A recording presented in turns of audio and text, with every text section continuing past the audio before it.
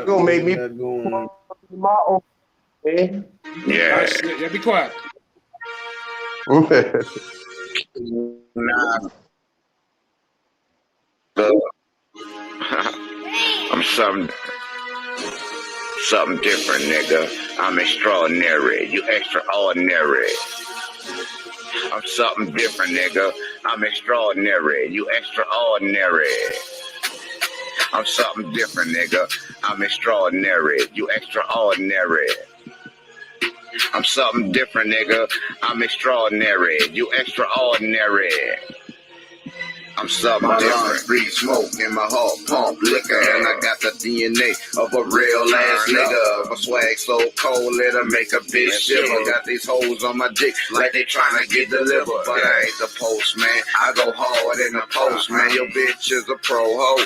She make money for the team like she tryna be the logo. But how far will this hoe go? I got the video for sale if anybody wanna know. You can buy it from the store. Thanks to Danica Patrick. You can purchase from a poster, you can see her at my show going ham. The way she move that don't goddamn. I'm something different, nigga. I'm extraordinary. You extraordinary. I'm something different, nigga. I'm extraordinary. You extraordinary. I'm something that burning bush flow, yeah, that kush flow. So potent when you choke and get your strep throat. 3 things I know, that's money, hoes, weed. My hoes got hoes and my weed seed free. I've been stacking since the 90s, so the paper work for me. Don't stunt, don't gossip, I just call it how I see. Cause I'm so CTC, 9 wall BMP. Even if beyond the truth, I just beat me in the booth. And at least the force of burning up the soundproofing. Some of it about the pop, microphone red high. Belt telling me to stop. Red calling by your wife. King knocker spit that post flame. You niggas not high. Something different, nigga. I'm extraordinary. You extraordinary. I'm something different, nigga. I'm extraordinary. You extraordinary. I'm something different, nigga. I'm extraordinary. You extraordinary. I'm something different, nigga. I'm extraordinary. You extraordinary. I'm something different, nigga. I'm extraordinary. You extraordinary. I'm something different, nigga. I'm extraordinary. You extraordinary. I'm something different. Something different. I'm something different, nigga. I'm something different. I'm something different, nigga. All right. Welcome to the den. Now we finna get into Don Law's song, but we got some talented brothers back here. That was King Naga, something different. You know what I'm saying? Now we got R&B sensation Don La in the building. Hey, this might be a I'm just a songwriter. Go ahead, get it in.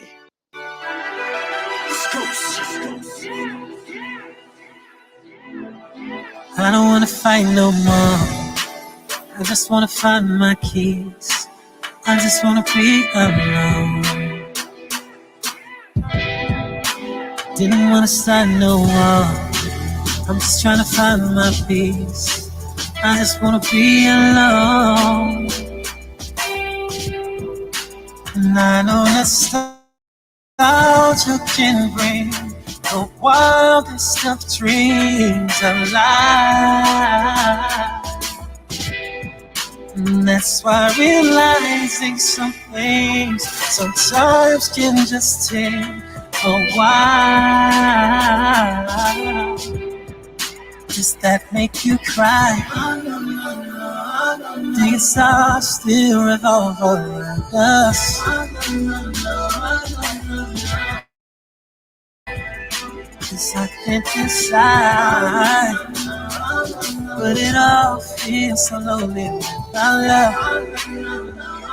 It just all feels so lonely without love.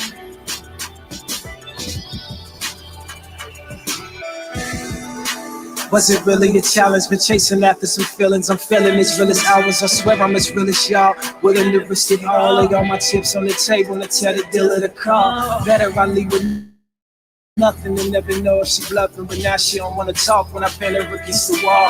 All of a sudden, all of her fronting becomes irrelevant. Now she acting celibate and I don't wanna tell her shit else. Yeah, I'm breaking a couple laws. These women sending me signals. I'm taking a couple calls, making a cup of coffee, debating on love and loss. Another necessary evil. And I know nostalgia can bring the wildest of dreams alive.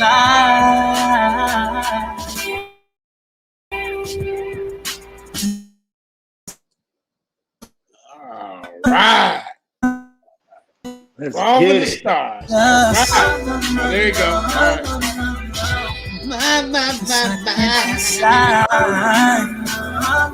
But it all feels so Michael Jackson too. It all feels so lonely with your love. Does that make you cry?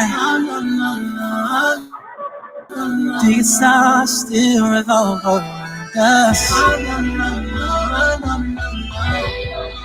'Cause I can't decide. But it all feels so lonely without love. It just all feels so lonely without love.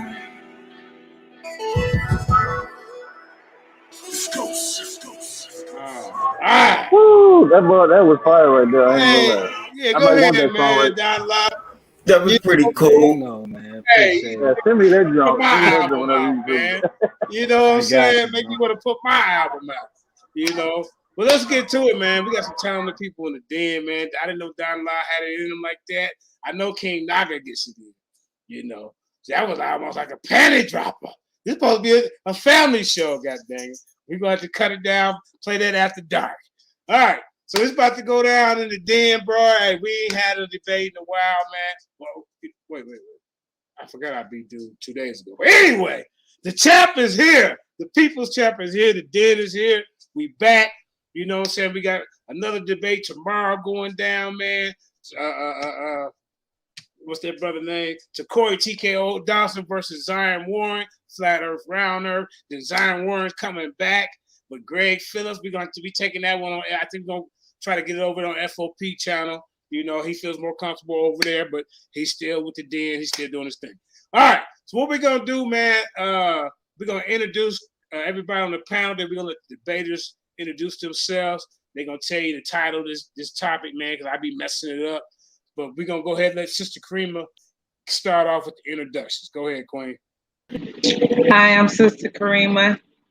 And I don't know, new cat timekeeper or me tonight?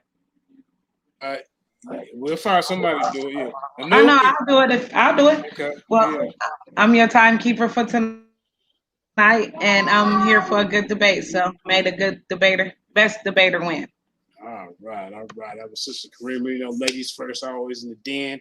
All right. Then we got one of the Garfieldites, the scripture ripper himself, Sabio the Menace in the building. He'll be one of the judges. You know what I'm saying? I always try to make the visitors comfortable over here and bring a piece of them with them. You know, some of their crew. Go ahead, Sabio. You got What up with it? What up with it? Turn your camera on so they can see Sabio. Oh, they want to see me. I'll turn my camera on. I ain't afraid. What up with y'all? All right. You know, just want to hear a good debate, you know, make sure it's things are kosher, you know, and everybody get a fair shake. That's it. And to make sure it's entertaining, y'all. Y'all bring some information, something I can learn from. So that get it. All right. You want entertainment, and education, y'all. Keep that in mind. He ain't trying to go to sleep because he been smoking plenty of trees. I know he have over there. Look at him. All right. So let's go ahead and get to the next judge in the building. We got Eric, Mad Scientist, True Knowledge in the building, brother. Go ahead, Aki. Peace along. You know, this is like my 7th time doing a judge, and I'd like to thank JJ to keep allowing me to do this. And like I told you before, I don't judge off of what I believe. I take all that away.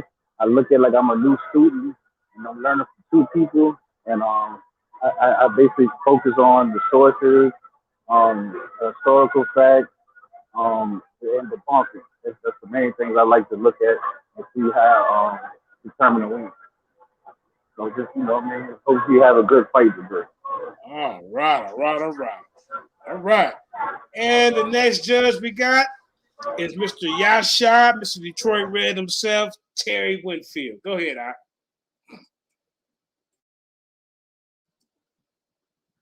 Brother Terry, you there? This over with you boys.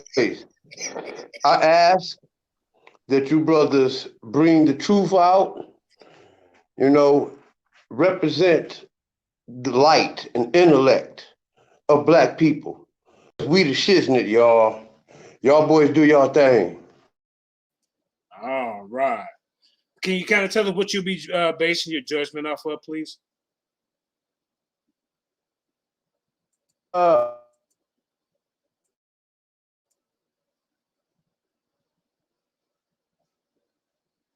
he breaking up. Can y'all hear me or is it him? No logical fallacy. There you go. Start over, Terry. Go ahead. I said no logical fallacies, no conjecture, no guesswork, no defective evidence, no juxtaposed bullshit. Just downright edible truth that we Negroes can feast off of, because I'm hungry. And let me get back to Sabio, because he didn't tell us how he'll be judging this debate. I don't think so. Go ahead, Sabio. Oh, I'll be judging the debate off of accuracy of information, the sources, and how historical accurate they are. So if anything that I find fallacious or wrong, you will be deducted. Simple. I'm not looking for entertainment. I'm looking to be educated and entertained at the same time. So if you can't do that, then you're wasting my time. Well, these some tough judges, boy. Hey, these some tough judges. I hate to be in the shoes of the debaters, man. All right. Now the moment of truth, we got two champions on the panel. We're gonna start with the Lions Den Intercontinental Channel champion, Anu, Kakarак, Lauren Brown, Haru Bay. What's up, Aki? Tell them what it is. It's your boy, Anu Kakarek, Larian, the Real Brown, Haru Bay, Neil Morte first.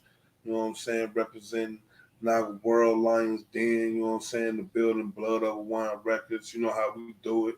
You know what I'm saying? Knights 115, St. Louis Stand Up, Mound City. So I'm here to watch a good debate, man. You know what I'm saying? I'm looking for very sharp, to the point, precision hits. You know what I'm saying? No stumbling. You know what I'm saying? The presentation pretty thought out, pre-thought out, not just freestyling. You know what I'm saying? Even though I'm not against freestyling. But we're gonna see a good debate, man. Let's get it in. Right.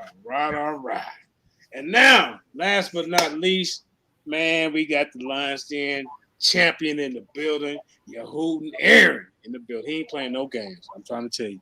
Go ahead, Aki. Hey, y'all. What's good, man? What's good? JJ. Shalom to the panel. Shalom to the den. I ain't got it up with y'all in a little bit, so it's gonna be a nice little debate. It's gonna be nice catching up.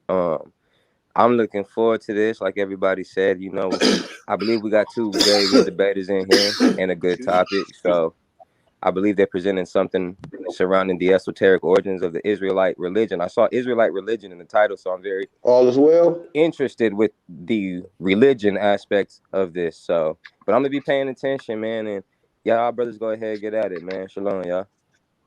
All right. Lions in the building, boy. Tell you, man, we got some heavy hitters over here, man. All right, now we finna get into both of the competitors. We got a brother coming from the Dagger Squad. He kind of floats, he's mainly Dagger Squad, but he messes with us over here. He did.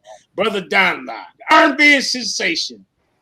The new Shamar Moore of R&B. Go ahead, Don Lod. Hey, how you guys doing? How you selling? Basically, my position, I issued the debate. So my position, as the title states, is that the Israelite religion began as a religion dedicated to Dionysus. So my position, of course, or I should say my strategy at this point will be to simply unload as many catapults as I can at this wall, you know, that they feel they're secure behind, and show, you know, through evidence and historical evidence and testimonies from historical figures that this religion, in fact, was not a mystery religion that appeared out of nowhere, a God that appeared out of nowhere, but in fact, the Israelites were carrying over religions that had pre-existed their coming to the Near East, and that they were taking those religions and creating something new out of those religions, or an alternate version of those religions. So my job here is to, I guess, to bring everything down to one particular God, and that would be Dionysus, and to prove that most of the rituals and rites and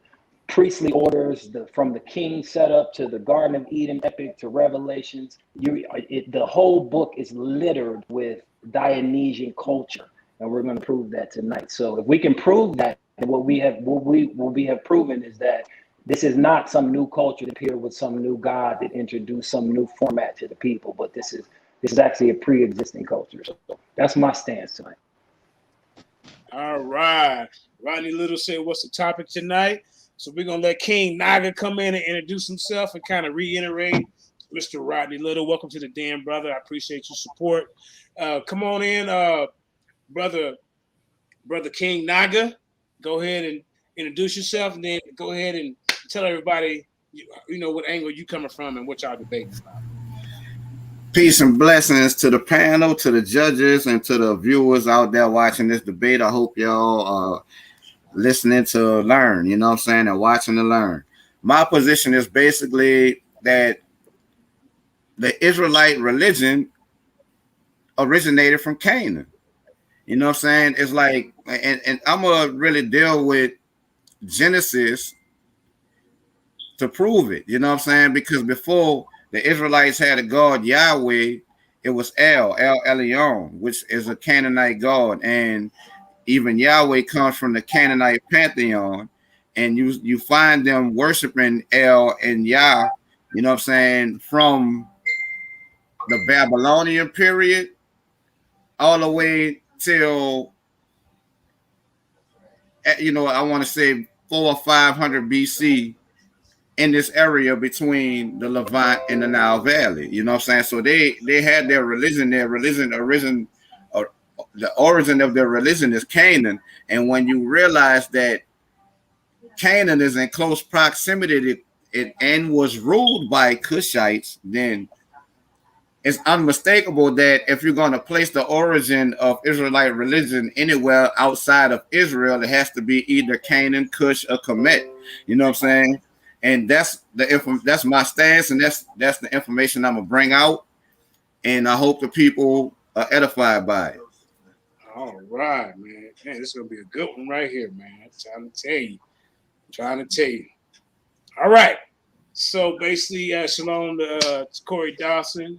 Yes, and Sabio is a judge to Corey, but Sabio has grown over the couple of years, man. So, you know, he had a temper not a temper, but, you know, kind of go off the chain a little bit like I used to do. But he has controlled it, man. So Sabio is welcome to the den anytime.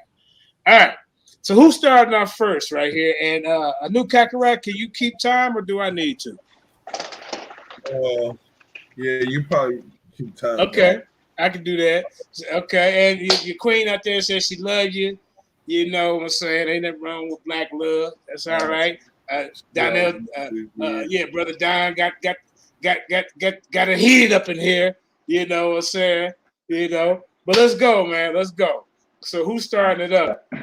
Look, Don, you got the women out there talking about you cute. Show your face, Don. We need to bring some more women to the chat so they can peek around. All right. So who going first in this debate?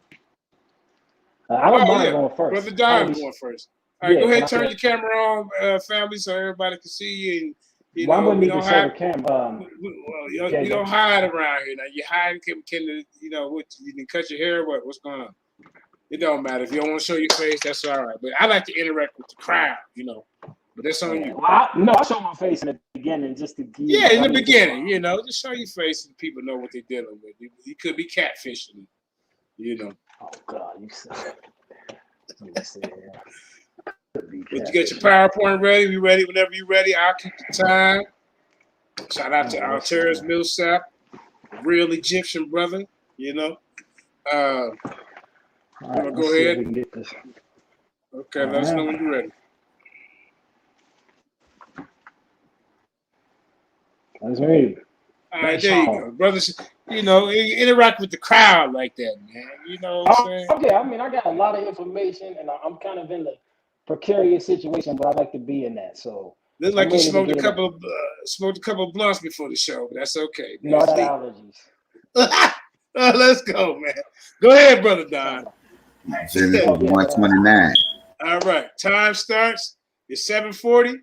Well, let's not start until I get this PowerPoint. Okay, yeah. I want to make sure it actually gets up here. Shaddai was crazy. You see where I live, man? Stop. LA, huh? Yeah, that's what's up, man. I used to live out there in Southgate. I know what's about out there. Nice. Right. But let us know when you get your thing up, Karima. I just need to know what Karima needs me to do as far as sharing it, because I don't see. Oh, push share. See where it says share at the bottom. That's the thing. I didn't see where it said share. I'm on my phone though. Look, I'm a share screen so you can see my pointer. Go to the share arrow so you'll know how to do it. He on the phone. Are you sharing off of your camera? Are you on the phone? You're gonna have to send me the information and I can put it up probably for you if you got a PowerPoint. Yeah, okay, all right. Put it in the private chat. Put it in the private chat and I can get it from there. All right. Where you put the video, where you put your song at. All right. And while he doing that, anybody want to share their platforms or let people know where they can find them at? Reuben, where can we find your music at? Go ahead, Ak. You can find me on YouTube at King Naga NWO or Naga 9 Studios, because Naga World Order in the building and we here to stay. You know what I'm saying? It's like we trying to unite the people. We got a lot of artists out there. We have, a new cat. We got Tiffany Shepmack, the goddess. You know what I'm saying? We got Fabo, Capone. We got Dame West, Young Dame in the building. Yeah, we got a lot of artists, bro. We got a lot of music that we're gonna be coming forward with, and y'all stay tuned, man. It's like we have information too. We're gonna be doing shows, giving y'all content to try to edify the people on certain topics. You know what I'm saying? And just let them get to know who Naga World Order is. You know what I'm saying? And what's the meaning behind that term Naga? Because a lot of people been asking that question. So we're gonna come out of the shadows and let y'all know what the business is. That's what's up. And okay, brother New Kakarак, you want to share anything? Karima, did you get that? I'm sorry. Yeah, it just went through. I see it now. Yeah. You can look us up at In God's Artists Guild on Facebook. That's our Facebook group. We also you can look at us up at inherentnoble.com. That's where you can find some merch that we sell and things of that nature. We got some Lion Den merch on there, some Naga World merch on there. You know what I'm saying? We got some up and coming different merchandise that you'll be able to purchase. Different groups and stuff that support the debate leagues and things of that nature. That's what's up, man. All right. Okay, Sister Karima, I think the brother got his PowerPoint sent in the back private chat. You see it? Yeah, I'm downloading it now. All right. Well, doing that. Brother Don, you want to tell everybody where they can find you, Don Locke, with your music? Honestly, I'm not pumping anything right now. That's really some old stuff, man. I was playing. That was your old stuff? Yeah, I keep you updated, man, with some new stuff coming up. Okay, that's cool. Yeah, sure. But if anybody's trying to work, man, I'm a writer, man. I'm a vocalist. Let me know. Bet. All right, brother Aaron, you say you got your own business now. You want to promote your business where they can find you? You want to do that, champ? Nah, I ain't promoting my business, man. There's too many weirdos out here, bro. I appreciate the shout out, my nigga. Straight like that, though, bro. Hell no. Nah. Okay. All right. Well, yeah. Hey, you just dealing with the people in your area. I get it. Yeah. That's okay, all it is. Yeah. All right, man. Well, there it is. I will give a shout out to. If I put my business out there and shit, then you gonna have all kind of crazy comments and shit, man. This nigga a Canaanite. Who the hell know what they're gonna put on my shit, bro? Okay, yeah, we will keep it private, man. It's up to you. I will give a shout out to Black Beauty Inc., Black Jesus Radio, Think Productions, Sandpit Records, FOP, still my brothers. Let's see who else. Naga World Order, Ampu Crew, you know, Lions Den groups all on Facebook, you know. And let's get it in, man. I think the brother ready. I think that's his thing. Is this the nation? This is his this is his thing right here. So whenever you're ready, let us know. Hold up for a second. Mute my mic. Okay. Can you hear me clearly? You can hear me, JJ? Yeah, we hear you loud and clear. Okay.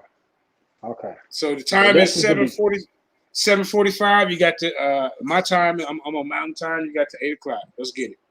Okay. All right. So this is where we're going to start here. This is the beginning. It's called "The Nations Have Conspired Against Us," or an underlining title: "The Nations Have Conspired Against Us." The reason why I called it this is because of the perception of the Israelites being a group of people who moved into this area of the Middle East with this foreign god that no one really knew about, and they being surrounded by these people who had these enemy gods to this people. So what I'm going to attempt to prove here tonight is that Israelites, in fact, were a group of people in a community of nations who were all worshiping, in fact, the same God in different ways. And the Israelites were no different than those other nations, except they had a different way of perceiving that God. They had a stricter way of perceiving that God, which actually caused problems for them with the nations surrounding them. So if you can go to the next slide. Okay, his screen is not showing. I was seeing your first slide, but then it stopped. So I'm gonna stop your time and let you get your slides together, brother. Okay. No, she has it. I don't have it. Oh, Kareem, you got Kareem. Your slides not showing. I just don't have control of it because it won't let me get on with my iPad for some reason. Right. So Kareem, you there? Oh, there she go. All right, there we go. See what you're saying?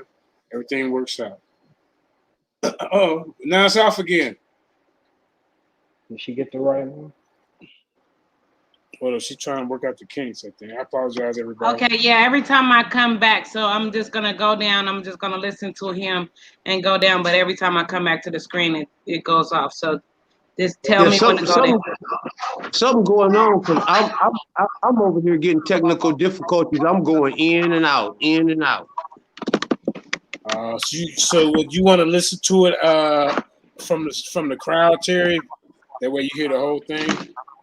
I'm here and I got another device where I'm listening to it from the crowd. Okay, cool. All right. Okay, let's get it in. I'm start your time. It's 7:47. Let's go. We got to 8:02. Okay. Let me know what is it back up? So no, it's not. Go ahead, Kareem.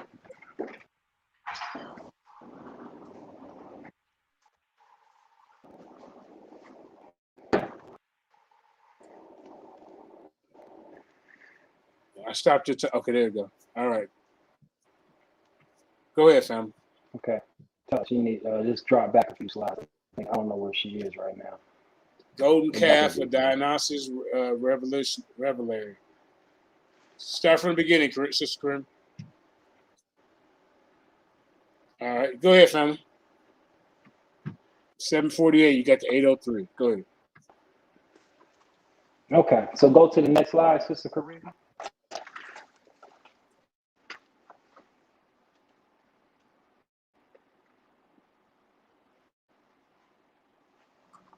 All right, go ahead, brother. Okay, so here we have a question.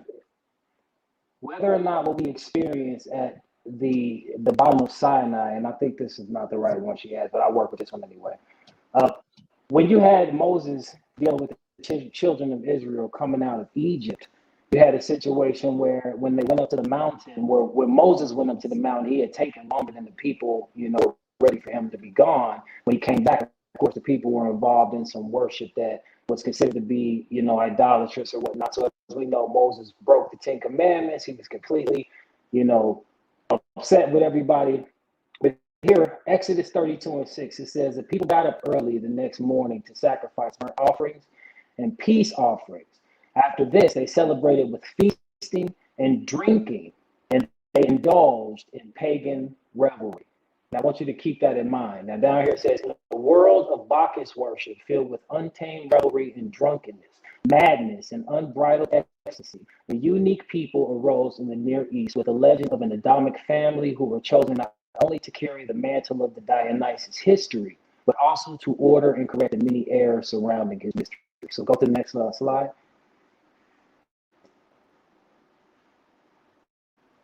All right, the staff of Aaron or the leafy rod of Moses. Keep going.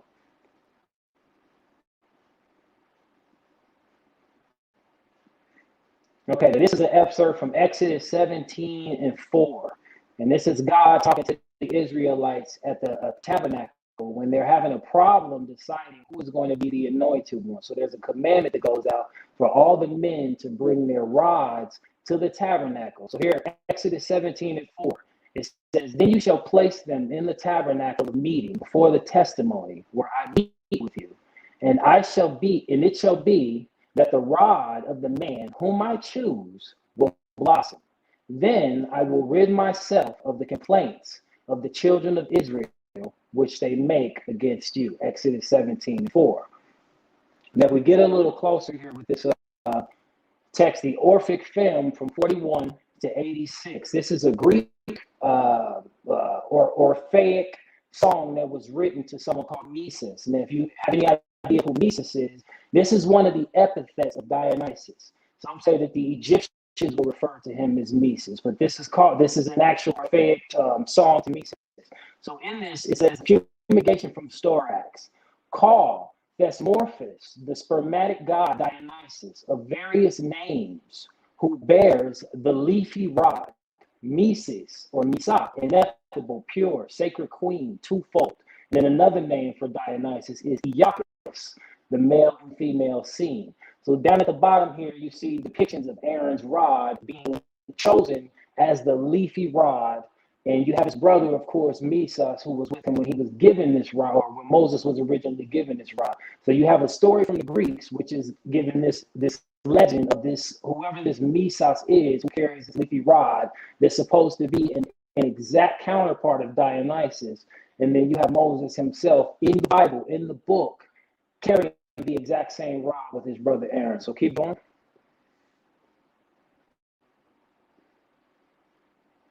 The horns of Moses, or Dionysus, the horn son of Zeus. Go to the next slide. I'm operating off my phone now. Let me see here. Okay. So from the King James Bible, it says, and it came to pass, when Moses came down from the Mount Sinai with the 2 tablets of testimony in Moses' hand, when he came down from the mount, that Moses wist not that the skin of his face shone while he talked with him. And this is basically letting you know that something had happened to Moses when he went to the top of the mountain. He had basically had an encounter with God, and when he came down, something had happened to his face where he felt that his face needed to be covered because he had frightened the people. But if you go to the Hebrew word that's used here, it's actually a denominative of the actual Hebrew word, which is karen. And a denominative is basically something that is using, it's referencing an older term. The term karen is the oldest term here that was used in the beginning of this passage. And where you would now look into your King James Bible and you would see that a glory shone forth from Moses' head that he had to cover his face. What actually happened is when Moses came down from the mountain, he was displaying some kind of divine horns coming out of his head. And we're going to prove further that Dionysus, or Mesis, who carries the leafy rod, is in fact the horn god. So let's keep going.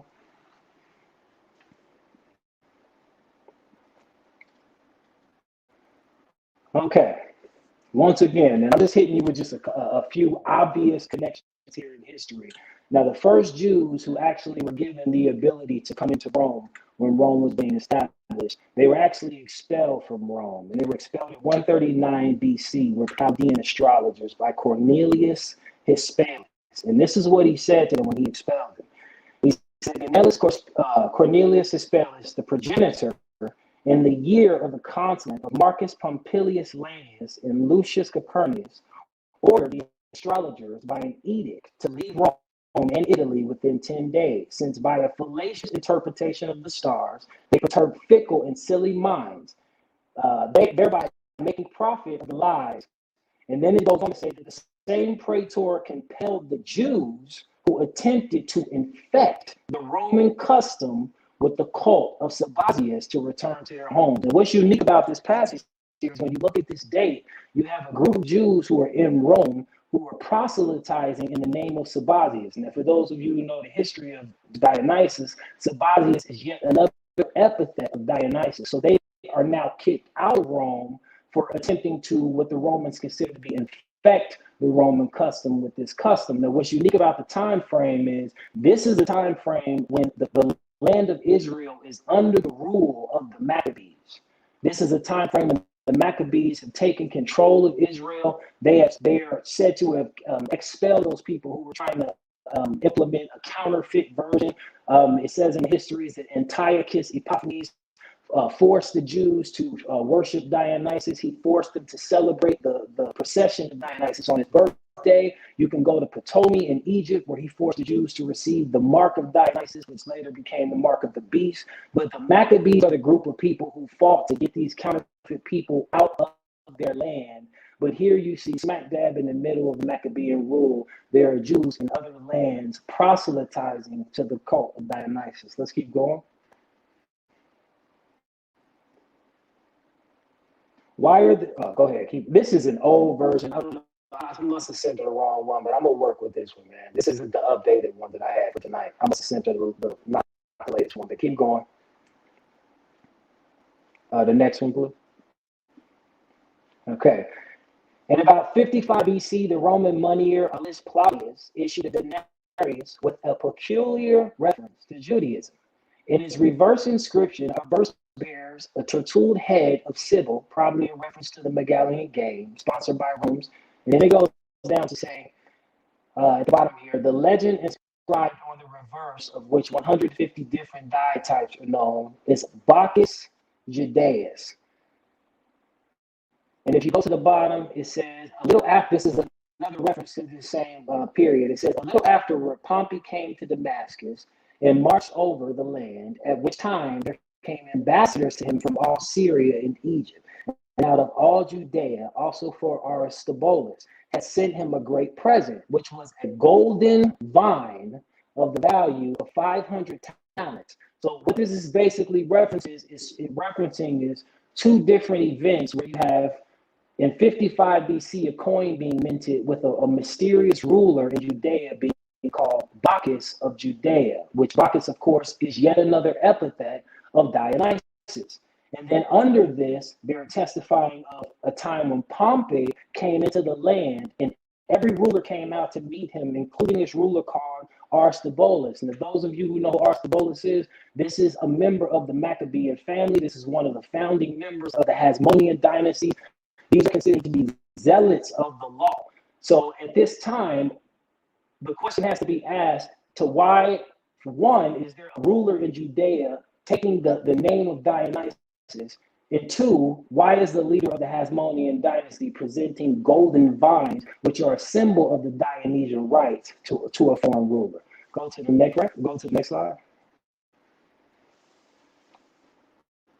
Okay, Moses and the religion he learned from his wife, the Cushite woman, and the sons of Moses. Let's keep going. Okay. So here it says, can an Ethiopian change his skin? And can a leopard change his spots? Jeremiah 13 and 23. Here, let me find it here so I can look at it.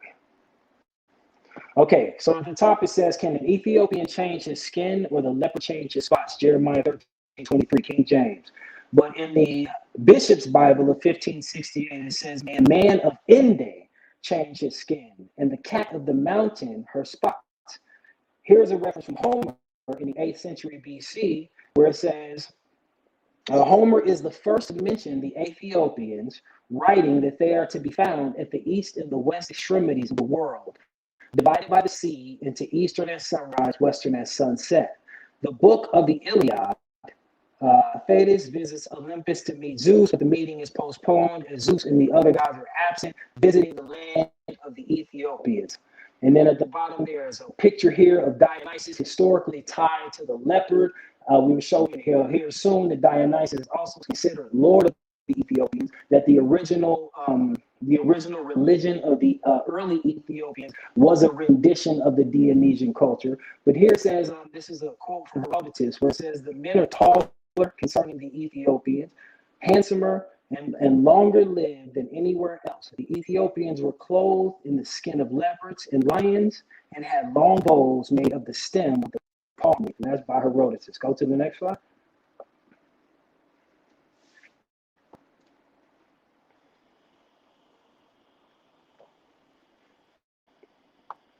Okay. So according to the first century Roman Jewish scholar Josephus, and this is concerning the history of Moses. And you can talk to any Jewish person in the world, and they will basically give you this history that Josephus gives us concerning the Ethiopian wife of Moses. According to Josephus, there was a woman in Meroe, and you can read it yourself. I don't want to take up too much time, but you can. There was a woman in Meroe, basically of the Ethiopic royal family, who noticed Moses while Moses was a general, while he was traveling in war. Moses, in turn, made a treaty with this woman. Her name was Starbis. He married her. He stayed with her for, according to the tradition, he stayed with her for a while in Ethiopia. Then he returned to Egypt and carried out what we now know as the Exodus. So the question I have now is, if we're dealing with figures in the Bible like Solomon, and we're dealing with figures like Adam, who were unequivocally influenced by their wives and by the religions of their wives, why would we not think that Moses, who had this Ethiopian wife who his family was against in the Exodus narrative, would not be influenced by her natural religion? And I'm going to prove here that her natural religion, according to this history, was that she was worshiping a rendition of the Dionysian religion. So let's keep going.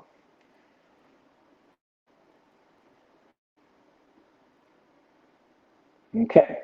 Even when we get to Moses' father-in-law, whether we're talking about the tradition of his wife. 2 minutes, 2 minutes remaining, 2 minutes.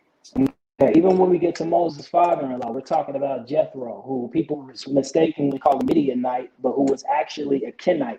And if anyone knows anything about the Kenites, what you know is the Kenites were a group of people who lived a very conspicuous life. They were a shepherd group of nomads who traveled throughout the land. And the history teaches that the Tammuz or Dumuzid, who later became Dionysus, is actually the shepherd god of this people, and that they are actually a branch of these people who migrated into this land. So let's keep going. You said 2 minutes?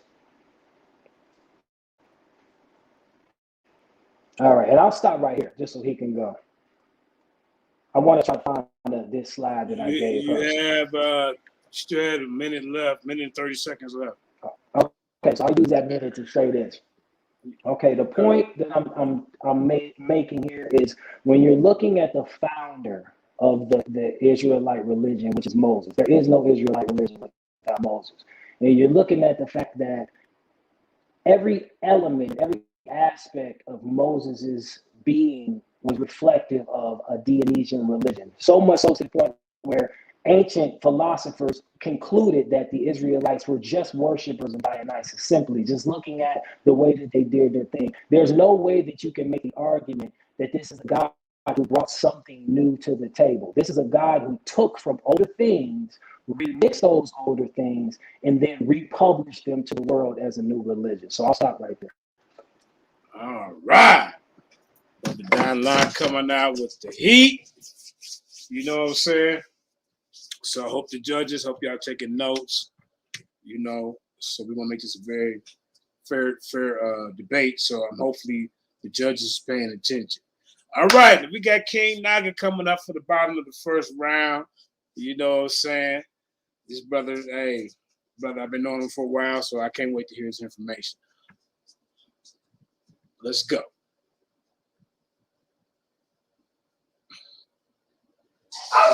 Let us know.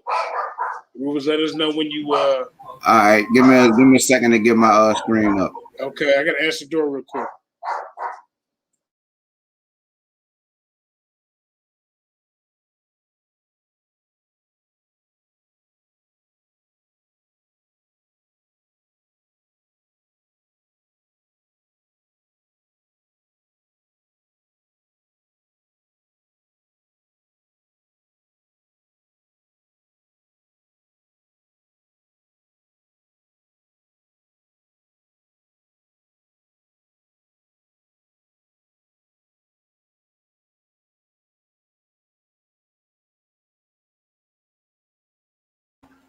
Y'all can see my screen? No, we don't see your screen.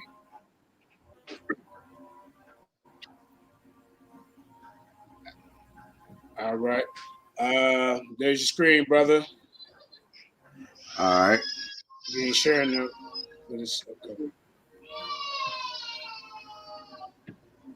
All right. It's 8:05. You got to 8:35. Excuse me. Yeah, it's 15 minutes round. My fault. 8:20. My fault. You ready, Reuben? Yep. I'm ready. Let's go. Let's go.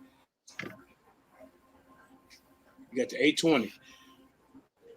All right. Trying to get this PowerPoint up. Can y'all see it?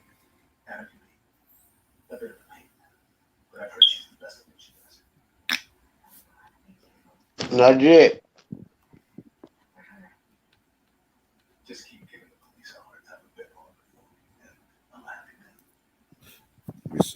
Hey, no, we can't see nothing, Reuben.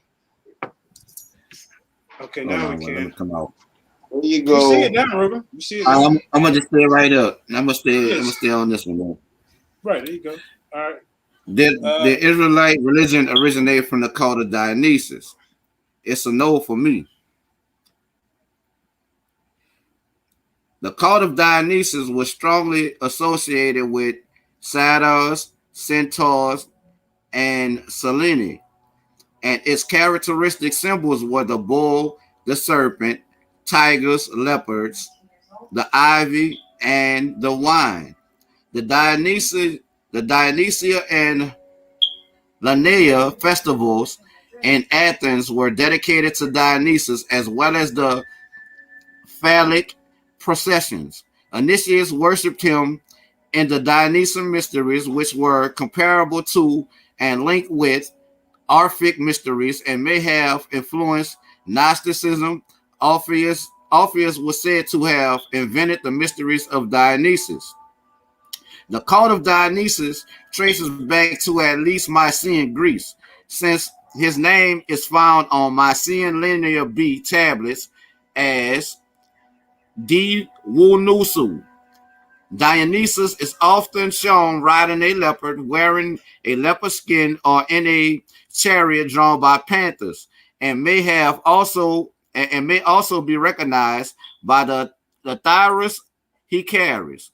Besides the grapevine and its wild barren alter ego, the toxic ivy plants, both sacred to him, the fig was also his symbol. The pine cone that tipped his thyris links him to Cybele. The Dionysian mysteries of mainland Greece and the Roman Empire are thought to have evolved from a more primitive initiatory cult of unknown origin. So you can't even tell us the origin of the Dionysian cult to be able to link it to an Israelite cult or Israelite religion, because it's unknown where this cult originated from. Perhaps Thracian or Phrygian, which had spread throughout the Mediterranean region by the start of the classical Greek period. Its spread was associated with the dissemination of wine, a sacrament, and Ethiopian, with which it appears always to have been closely associated through mead, though mead may have been the original sacrament. Beginning as a simple rite, it evolved quickly within the Greek culture into a popular mystery religion, which absorbed a variety of similar cults and their gods. So in other words, this wasn't even like, this was more like American culture, because it borrowed from cultures of other people and incorporated into their own cultures. This is what the history says about the Dionysian cult. In a typical Greek synthesis across its territory, one late form was the Orphic mysteries. However, all stages of this developmental spectrum appear to have continued in parallel throughout the Eastern Mediterranean until late in Greek history and forcible Christianization. Next slide. In Greek mythology, Melampus was a legendary soothsayer and healer, originally of Pylos, who ruled Argos. He was the introducer of the worship of Dionysus, according to Herodotus, which is one of the scholars you brought up from Greece, who asserted that his powers as a seer were derived from the Egyptians. Now, hold up. I'm going to hold that right there. I'm going to come out of my presentation and go here. I'm going to go to Isaiah, the book of Isaiah in King James. Isaiah chapter 19, 24 and 25. In that day shall there be a highway out of Egypt to Assyria, and the Assyrians shall come into Egypt, and the Egyptians into Syria, and the Egyptians shall serve with the Assyrians. In that day shall Israel be the third with Egypt and with Assyria, even a blessing in the midst of the land, whom the Lord of hosts shall bless, saying, Blessed be Egypt, my people, and Assyria, the works of my hands, and Israel, mine inheritance. Back to the slide.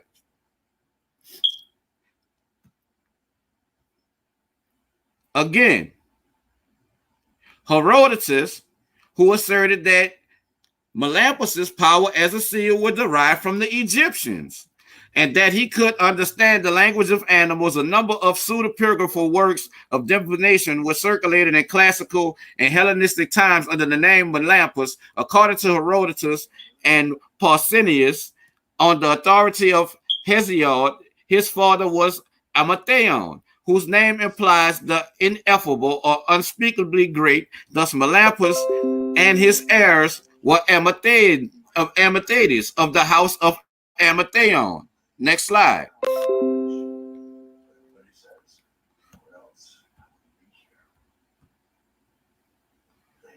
This is the link where this come from. Now we're going to get into the religion. After this slide, we're going to get into the religion of the Israelites. Academics in the 19th century using study of philology and comparative mythology often regarded Dionysus as a foreign deity who was only reluctantly accepted into the standard Greek pantheon at a relatively late date. Based on his myths, which often involved this theme, a god who spends much of his time on earth abroad and struggles for acceptance when he returns to Greece. However, more recent evidence has shown that Dionysus was in fact one of the earliest gods attested in mainland Greek culture. The earliest written records of Dionysus worship came from Mycenaean Greece, specifically in and around the palace of Nestor in Pylos, dated to around 1300 BC. Remember that date.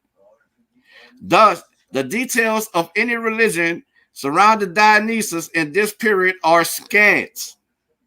Meaning, let me repeat that again. The details of any religion surrounding Dionysus in this period are scant, and most evidence comes in the form only of his name, written as Diwu Nu Suju, Dionysulu, in Linear B, preserved from fragments of clay tablets that indicate a connection to offerings or payments of wine, which was described as being Dionysulu.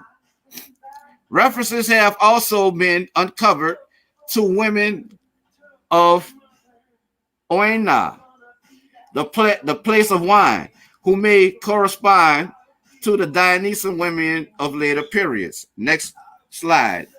Here, Israelite religion's origin. Let's get into it. Yahwehism was the religion of ancient Israel, that is Israel and Judah, centered around a god named Yahweh. Yahweh was one of many gods and goddesses of the pantheon of gods of the land of Canaan. So Canaan is the origin of Israelite religion, if this is where their God comes from.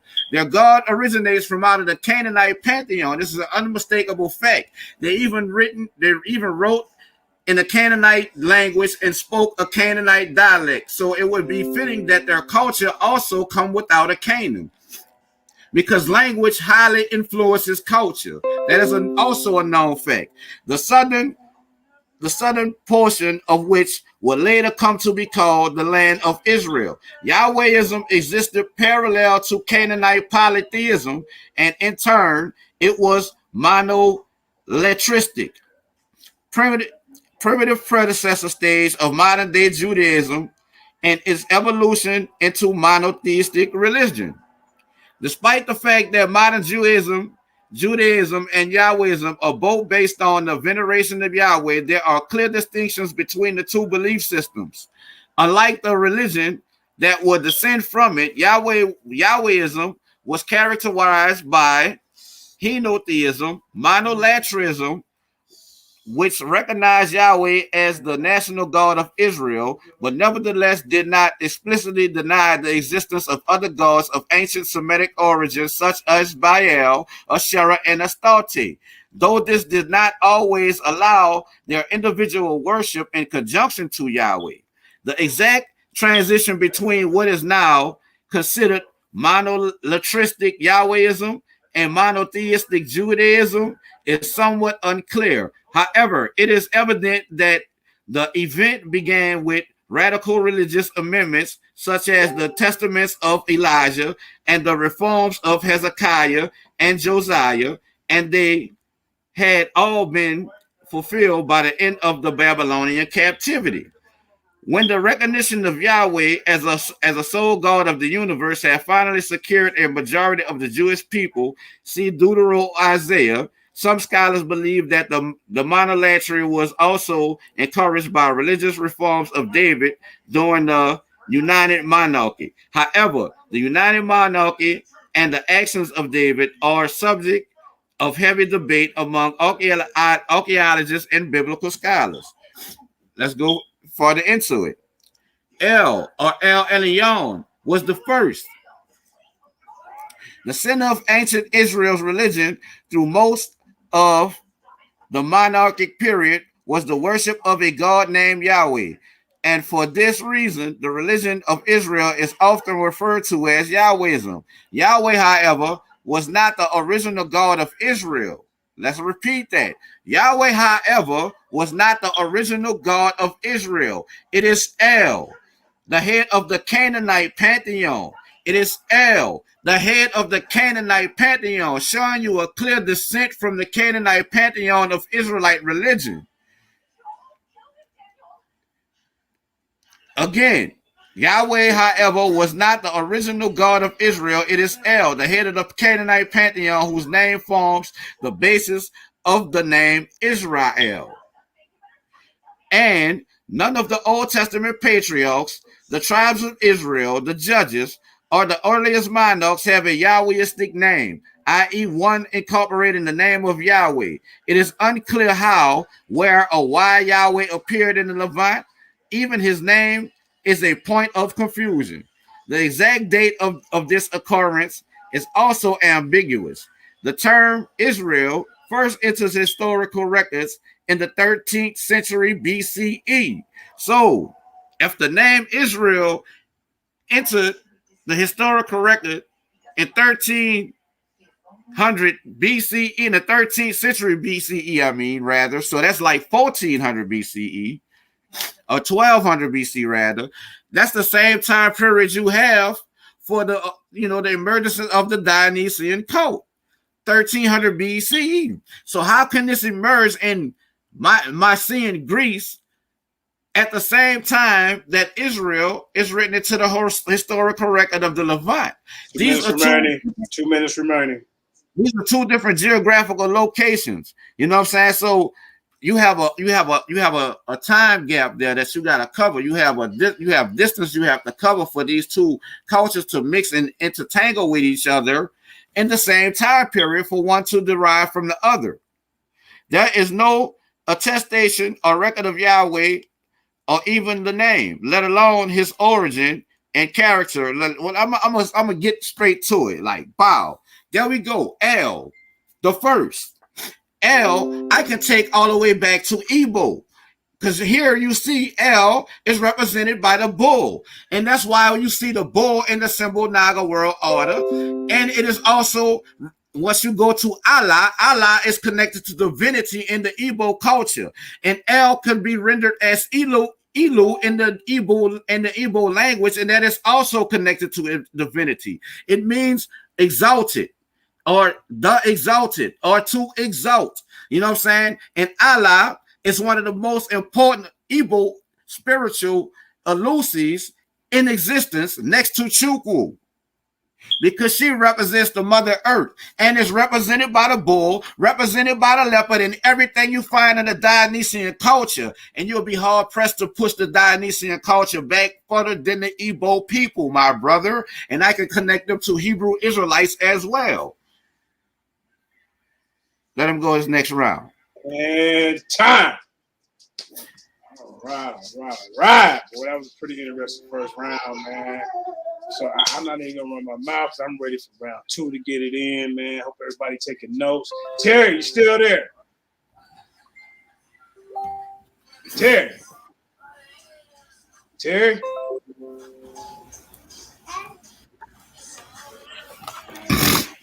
you still there? Hear me?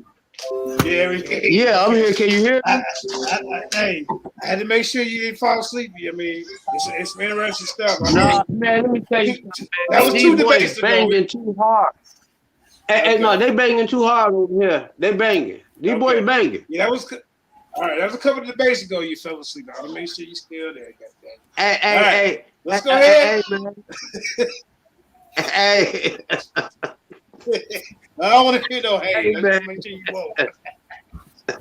Eric, you still there? Eric? Let me see the lighter, man. Eric, you still there? Yeah, I'm here. I'm listening. All right, Sabio? Mute up. Sabio, you still here? You know it.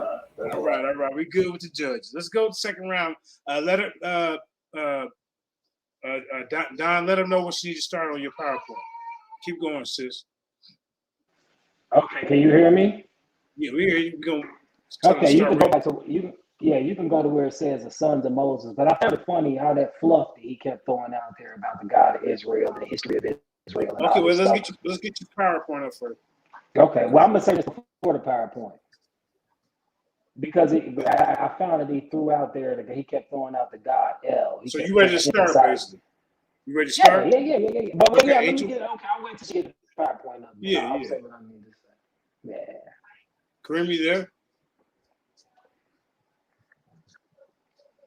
Just Kareem, you there?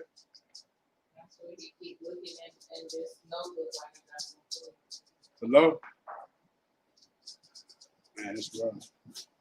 Did you take any notes down? I'm right here. Okay, so you want me to go to the second one you just sent? Okay. Or back to the first one? Just to keep it as easy as possible, I'll just work off the first one. The second one was the updated one.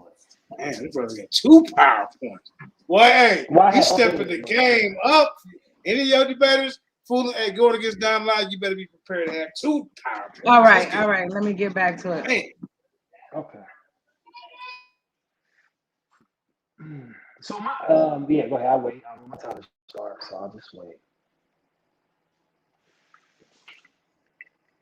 Yeah, we just trying to get the PowerPoint up. Everybody just got. Oh, there we go. I'm quiet.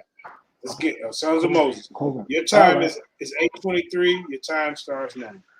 Okay, and I find it hilarious that he keeps mentioning the Canaanite god El, and he's saying, they don't worship Dionysus. They came from the Mycenaean time. All of these different things. Anybody with any knowledge of history at all can simply Google the god El, Asherah, and their son Baal, and what you will find is that El, Asherah, and Baal are the equivalent of Zeus, his wife, and Dionysus. So there's no way for you to make the claim that you're worshiping the Canaanite god El without acknowledging that El is essential in what later became Zeus in the person of Dionysus. So people might be asking why the issue of Dionysus is so important and why it may have been so important to the ancient world. And it's because of all the sons of what was considered to be the Zeus or the high god or the most high god, Dionysus Dionysus was the mortal-born son. He was considered to be the son that was the heir of Zeus, and that was basically considered to be the ruler of the world. So all ancient rulers were aspiring to this position, including Antiochus Epiphanes. This is why Alexander the Great went to the Oracle of Siwa, because he believed that he was Don, the son of Zeus. And yeah. I'm sorry, brother Don. Do you have some headphones? Or you sound kind of choppy. Am I breaking up? A little bit, yeah. Okay, what about now? I'm gonna stop your time. Your time to stop at it was at 8:37. We'll give you the 8:38. You want to get your headphones on, brother? Yeah, I actually got them on now. Can you hear me clearly now? Say something again. 1 second. Let's see. Yeah, you might need to take them off. You already had them on the whole time? Yeah, they've been on the whole time. Yeah. Yeah, you do sound good. Yeah. Take them off and see how it goes. I'm gonna go out and come back in. Okay, stop this time. It's time to start. We'll stop this time at 8:24. Okay. All right. He used about 1 minute. He's gonna go out and come back in, I guess.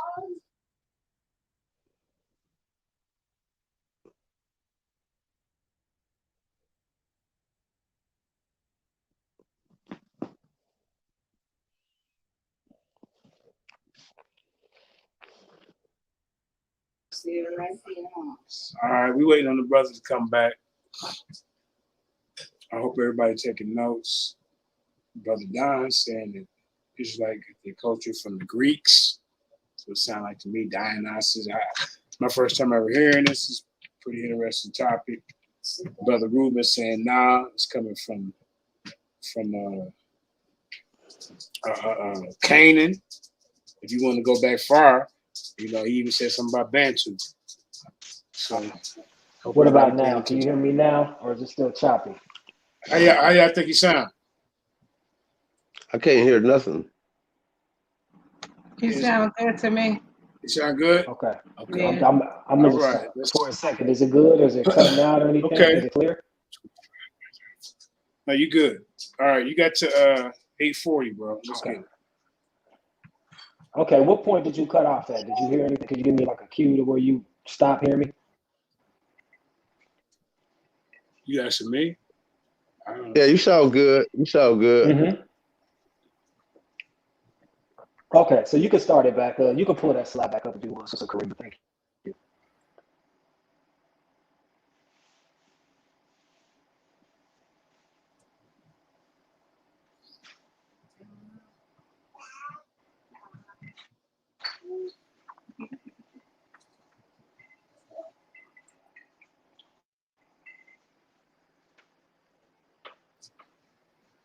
All right, brother, you ready? Right. So if you can, 8:40. yep, you can hear me clearly, right? Yep, got to 8:40. Let's go. All right. So basically, what I was saying earlier was when you make the reference to El, to Asher, and to Baal, who are actually Canaanite originated deities, what you're going to find is that they are the exact parallel of Zeus, Semele, and Dionysus. So there's no way that a Jew could say, according to history, that they were worshipers of El and that El was an exclusive god from Zeus, because according to history, El was the equivalent of Zeus in the ancient mind. So the point that I'm making with Moses here is that you're dealing with a narrative to where you have the sons of Noah, which are the Cushites, who actually established Ethiopia in the Indus Valley and took the religion of Dumuzi, took the religion of Tammuz to the Indus Valley, and according to Eusebius, crossed over the Indus Valley and created this kingdom in Ethiopia and carried this religion with them. So when you hear this legend of Moses going into Ethiopia and him marrying to an Ethiopian wife, and then suddenly you have this situation where now he's rising up, coming against the legend. The rulership of Egypt. That's where I'm trying to get you to see that it is his wife and it is her religion that ultimately influenced him, and the religion of the shepherds that ultimately came from Mesopotamia. So here, this is a testimony from Eldad, the Danite from Africa. This is the 9th century, a Jewish merchant and traveler, and he's basically just speaking of a custom concerning the sons of Moses who had, according to the oral histories and things, had lived within the continent of Africa. So it says the sons of Moses who had landed nearby But a mighty river separated them. The waters of the river flowed over the great floor, storing up stones, creating a mighty roar. This went on all week, and no one could cross the river. But when the Shabbat came, the river became quieted and rested calmly. A great cloud descended on it, and again no one could come near the river. They called the river Sambation, meaning the Shabbat River. So this is an oral custom of the sons of Moses, who is the founder of the religion, actually having a holdout somewhere within Africa. So keep going to the next slide. Now, when we get to the mystery of what this Sambation River is, according to yeshiva.com, it says sages generally speak about the Sambation as a parable to work human labor, which flows during the 6 weeks and rests on the Sabbath. However, it also represents the river of joy and delight that flows on the Sabbath. So this was just yet another attempt to explain what this mysterious river might have been, where you had these sons of Moses who were supposedly an extension of this Cushite kingdom, these Sabians, and for some reason they couldn't get to the other Israelites because there was some mystical river that would throw up stones and prevent them until the Sabbath day. So let's keep going. Okay. Now this is a quote from Strabo in his geographies concerning a Sabian king, where he says the city of the Sabians, Mariaba, which is an attestation to a later holdout in the kingdom of Cush, is situated upon a well-wooded mountain, and it has a king who is authority in lawsuits and everything else. But it is not lawful for him to leave the palace, or if he does, the rabble, in accordance with some oracle, will stone him to death on the spot. Both he himself and those about him live in effeminate luxury. Both he himself and those about him live in effeminate luxury, but the masses engage partly in farming and partly in the traffic in aromatics, both the local kinds and those of Ethiopia. So this is a testimony from Strabo concerning the culture of the Cushites and the Ethiopians in that kingdom that exists. And he's letting you know that this is a picture of this Dionysic-like ruler, this Ethiopian ruler who lives in this region of Africa, who doesn't have the ability to leave the palace, doesn't have the ability to do anything because he's considered to be so sacred that if he actually leaves the palace, he would get stoned. And the actual Sabian thought is that the reason why he wasn't stoned on the Sabbath day is because the people actually rested on the Sabbath day, which allowed whoever this person was the ability to travel. But let's go to a more historical source so we can see who this Dionysian family was living in Ethiopia under this ancient Cushite banner. Keep going. Ergomenes is the Hellenized name of the Nubian king of Meroe, reported by Argathides and Diodorus. And I just want to go down to the account here by Diodorus Siculus, where he said, a death of the king is still more extraordinary. The priests at Meroe have acquired great power. When they form a resolution, they send a courier to the king with an order to him to die. They tell him that the gods or oracles has thus decreed and that he would be guilty of a crime if he violated an order from them. They add many other reasons which would easily influence a simple man, aware of ancient custom and who has no strength of mind sufficient to resist such an unjust command. The first king submitted to this cruel sentence. Ergomenes, who reigned at the time of the second Ptolemy and who was instructed in the philosophy of Greece, was the first who dared to throw off this ridiculous yoke. He went with his army to the place difficult to get to, or fortress, when was formerly the temple of gold of the Ethiopians, and he caused all the priests to be massacred and instituted himself a new religion. So this, if you go back to his lineage, this is someone who was actually in the lineage of Taharka. This is Taharka's descendant. So Ergomenes, they said, was the first king who threw off that mantle and who threw off that old Ethiopian, old Cushite mantle of basically that God-man mantle, that at the behest of a priest, that he would have to submit himself to death and ultimately become a sacrifice for the gods. And these are the men who are supposed to be the sons of Moses who are dwelling in Cush, that are the result of his union with the then queen or future queen, who they call Tharbis in the oral tradition. So keep going. And this here is just another thing to show you. Diodorus further mentions a tradition according to which he was a son of Ammon. This is talking about Zeus and Amathea, and that of Ammon from the fear of Rhea. So here you just have different leaders in society. Many of these leaders specifically tied to the Israelite culture, in showing, like right here in the middle, Alexander the Great would like to depict himself with the horns of Zeus Ammon, because he himself believed that he was the embodiment of Dionysus, no different than the Bacchus Judaeus of the Near Eastern cultures. And then you have other leaders here that are also trying to depict themselves as Dionysus, because in the ancient thought, it was Dionysus, the vineyard lord, the lord of the vineyard, who was actually the heir of Zeus and who had the right to rule the world. So all ancient rulers were fighting for this divine right. Go ahead, keep going. There's something interesting here. There's a reference in the suit, an abstract on the body of Democritus called On the Jews. It is unknown exactly when Democritus lived, but it may have been around the same time as Apion.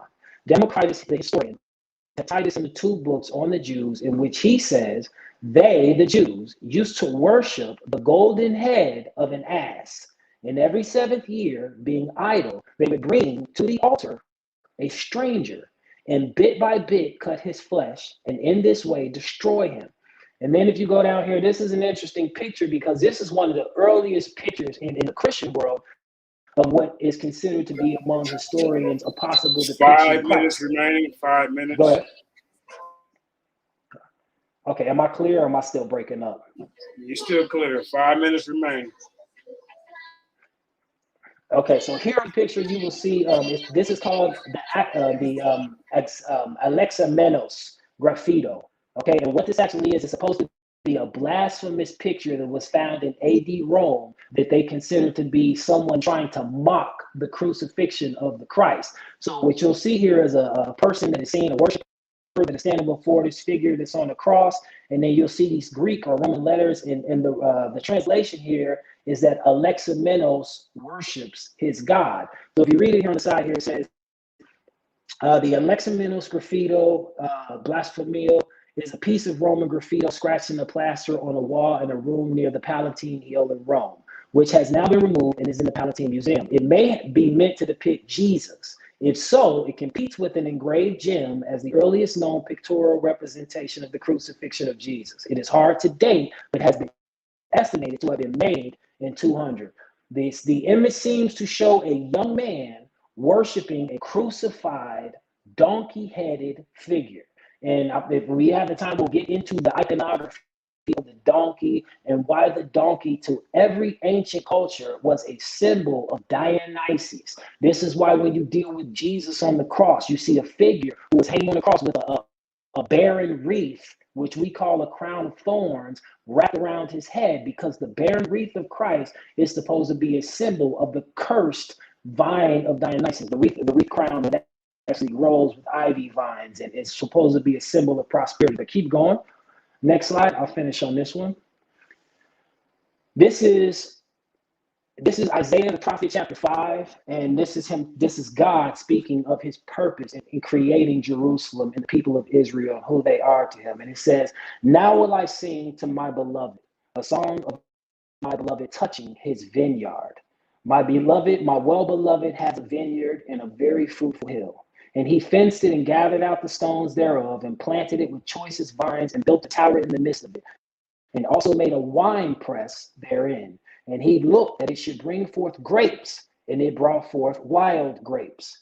And now, O inhabitants of Jerusalem and men of Judah, judge, I pray you, between me and my vineyard. What could have been done more to my vineyard that I have not done in it? Wherefore, when I looked that it should bring forth grapes, that it brought forth wild grapes. And now go to, and I will tell you what I will do to my vineyard. I will take the hedge thereof, and it shall be eaten up, and break down the walls thereof, and it shall be 2 minutes remaining. How long? 2 minutes remaining. I will lay it waste. I will not be, okay. It will not be pruned nor digged, but there shall come up briars. And then the last portion here says, for the vineyard of the Lord is the host. Oh, it says, for the vineyard of the Lord of hosts is the house of Israel. And the men of Judah is his pleasant plant. He looks for judgment, but behold oppression. for righteousness, but behold the cry. And I'll take you back to that Psalms where it said that the people were trying to shake off the bonds of Judah, the bonds of Israel. It's not that they were doing something new. It's not that they brought something new. It's no different than when Moses came down from the mountain and he saw them engaging in revelry, and he chastised them for it. The presence of Israel in the land of Judah was a chastisement to every other Bacchic worshiping nation around them. And this is why every nation worked together to suppress the Israelite version of who this God was. And this is clear in this passage where it tells you the purpose of Israel was a vineyard, and there is no other God you can find in the ancient world who is over the vineyard, who rules the vineyard, but Dionysus. All right. Right, you had like a minute left. I mean, you had a little bit of time left. You like 30 seconds. You good? Okay, I got a minute left. But it ain't hit 8:40 yet. Come on. Okay, well, yeah. I mean, just take all of this into consideration. This is not. You can't rewrite the Israelite religion, but you can look at the culture for what it was. You can see the rites for what they were, and you can understand them from the historical perspective. This was not a people bringing something new. This was a people who felt that they had a better version of something old, and they attempted to rewrite the history of something old to what you call the Bible. Time. All right, man. These brothers bringing it out. Man, I want to give a shout out, man, to all the people that supporting the debate, man. Everybody in the audience, man, share the video, subscribe to the Lions Den. You know what I'm saying? We ain't asking for no money over here. All we ask y'all to do is a free thing and just share the video. You know what I'm saying? That's all we ask for. All right, man. Like I said, man, yesterday kicked off the revamping of the Lions Den. We're going to try to get y'all debates every week, you know, like we used to do. So, you know, JJ took a little break. The whole team took a break. We back. You understand me? And we back. And any other platform that won't smoke with the Den, we right here. We got the champ. We got the Intercontinental Champion. We got the crafty veteran Terry. We got the mad scientist in the building. You understand me? Hey, if the People's Champ got to get out there, we'll get it in. We got the Corey. I mean, we got so many people, man. Hey, we ready. With that being said, we're finna get in the bottom of the second round. Mr. King Naga himself is in the building. You let us know when you're ready, brother. All right. Let me share screen. All right.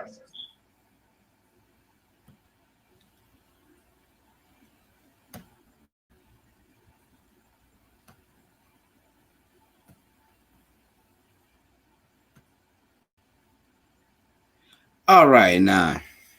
Let me know when my screen starts sharing, JJ. All right, it's up there. So whenever you're ready, I'll start your line. All right, it's 8:42. All right, the brother said something that I agree with. You know what I'm saying? You got the 8:57. Go ahead. That's your 15 minutes. All right, the brother said something I agree with about the religion coming down through the mothers. You know what I'm saying? And that being said, you have to understand who the mothers of the Israelites are. The Israelites was born between the You're not seeing your screen. Right. Okay. I'm sorry. Go ahead. I'm just talking right now. You know what I'm saying? The Israelites was born from a union between Eber and Azariah, who is the daughter of Nimrod, the Cushite. You know what I'm saying? And El is represented by the bull. You even see the bull in the Canaanite transliteration of the term El. When you look at the Canaanite language, how it's written, you see the bull.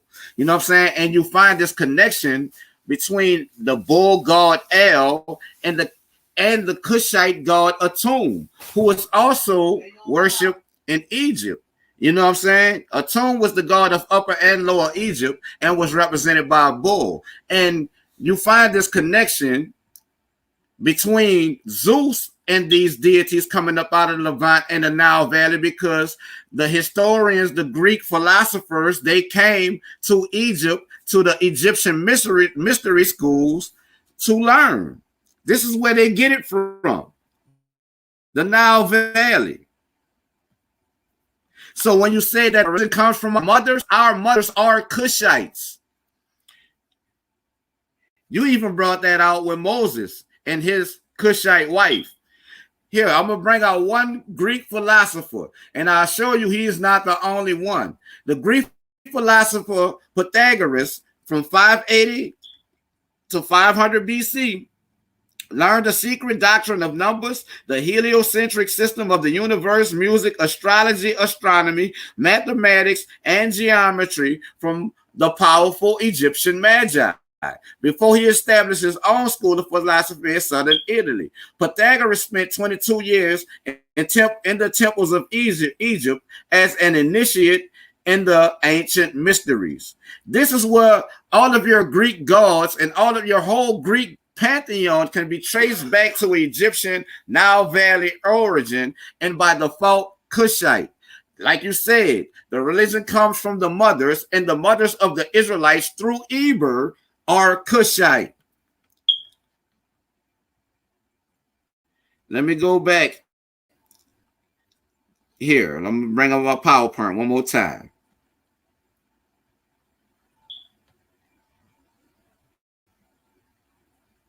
Okay, I stopped the time to you. Oh, okay, good.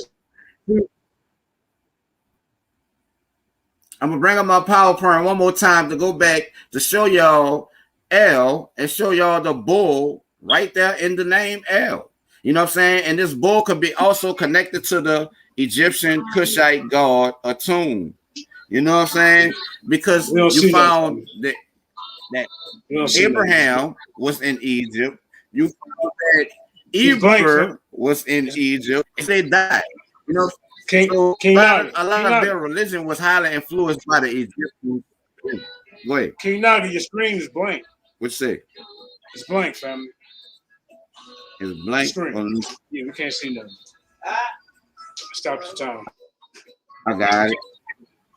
Hold on, wait. I got you. I got it. Oh yeah. Oh, there you go. It's coming up. What about now? Yeah, it's coming up now. Okay, get to your screen. Yes, coming up now.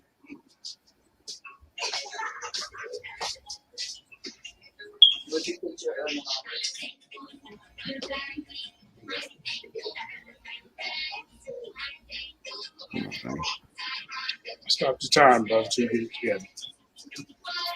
Yeah. Come in next week, man. We got Corey TKO Dawson going against Zion Warchild coming up, man. Them brothers bring some good information. Flat Earth, round Earth. We ain't seen anything in a while. So, brother, you ready? Get out of here. Yeah, you can go ahead. You can start it. Your time has stopped at 8:57. I'm gonna let that load up in the background and go back. I got, I'm prepared. Your time has stopped at 8:57. Your time has stopped at 8:57 because your time has stopped at 8:57 because you had technical difficulties. We're gonna go to 8:58. All right. Let's go here.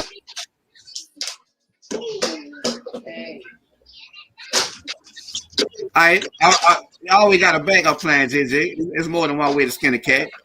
For sure. Y'all still see my screen? Come.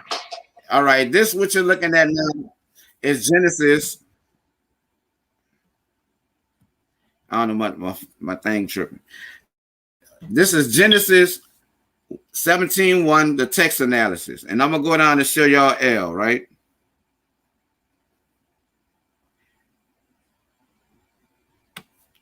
And when Abraham was 90 years old and 9 years, the Most High God appeared to him and said, I am God Almighty, which is El Shaddai. And that God was the high God here, spoken to by this high God who called himself El Shaddai, which is a name for El Elyon, the Canaanite God. Here it is here. They rendered it as God in the English, but it is the Hebrew El. Aleph and Lamed is the characters that they rendered as God in English.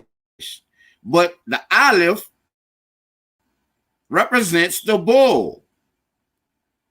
The Aleph represents the bull. And this is why you can find this connection between the bull god of the Hebrews, the bull god of the Cushites, the bull god of the Egyptians. But you have to think about the chronology when you try to say that they came from these Greek gods, when the Greek gods came long after. You know what I'm saying? These gods were being worshipped or called upon from 1500 BC to 2000 BC. And like I said, I agree with you when you say the religion comes from the mothers. And you see that Eber married Azariah, the daughter of Nimrod. So you have a presence of Israelite religion that we both agree came from the mothers from the time of Nimrod, which goes back further than Greek history. You know what I'm saying? And then you see it in the Levant, the Nile Valley area, all the way up until the 5th century BC. The Jewish presence, the Elephant papyri are caches of legal documents and letters written in Aramaic, which is also a Canaanite dialect, dating to sometime in the 5th century BC. These papyri documents, the presence starting in the 7th century BCE of a community of Judean mercenaries and their families on Elephantine who guarded the frontier between Egypt and Nubia to the south. They were on the border between Cush and Kemet. Following the Babylonian destruction of Jerusalem in the 6th century BCE, some Judean refugees traveled south and in what may be called an exodus in reverse settled on Elephantine. They maintained their own temple, also see House of Yahweh. So you see the descendants of Yahweh from El, the Canaanite god, way back in the 12th, between the 15th century BCE and the 12th century BCE, all the way down to the border between Egypt and Nubia in the 5th century BC. This is a constant presence, unchanged, with them worshiping Yahweh, in which sacrifices were offered, evincing polytheistic beliefs, which functioned alongside that of Noon. The temple was destroyed in 410 BC at the instigation of the priests of Noon. The temple may have been built in reaction to Manasseh's restitution of pagan worship, or simply to serve the needs of Jewish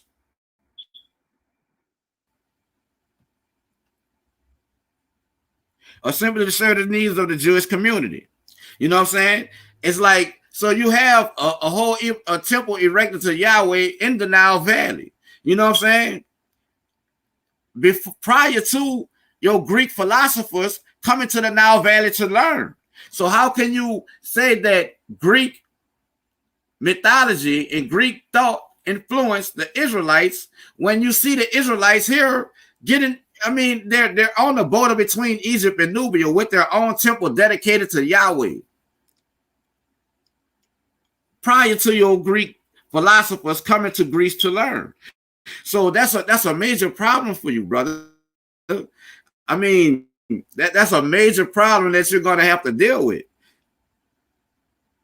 And here, I'm going to go to Amos 9:7, out the Bible. Are you not as children of the Ethiopians unto me, O children of Israel, said the Lord?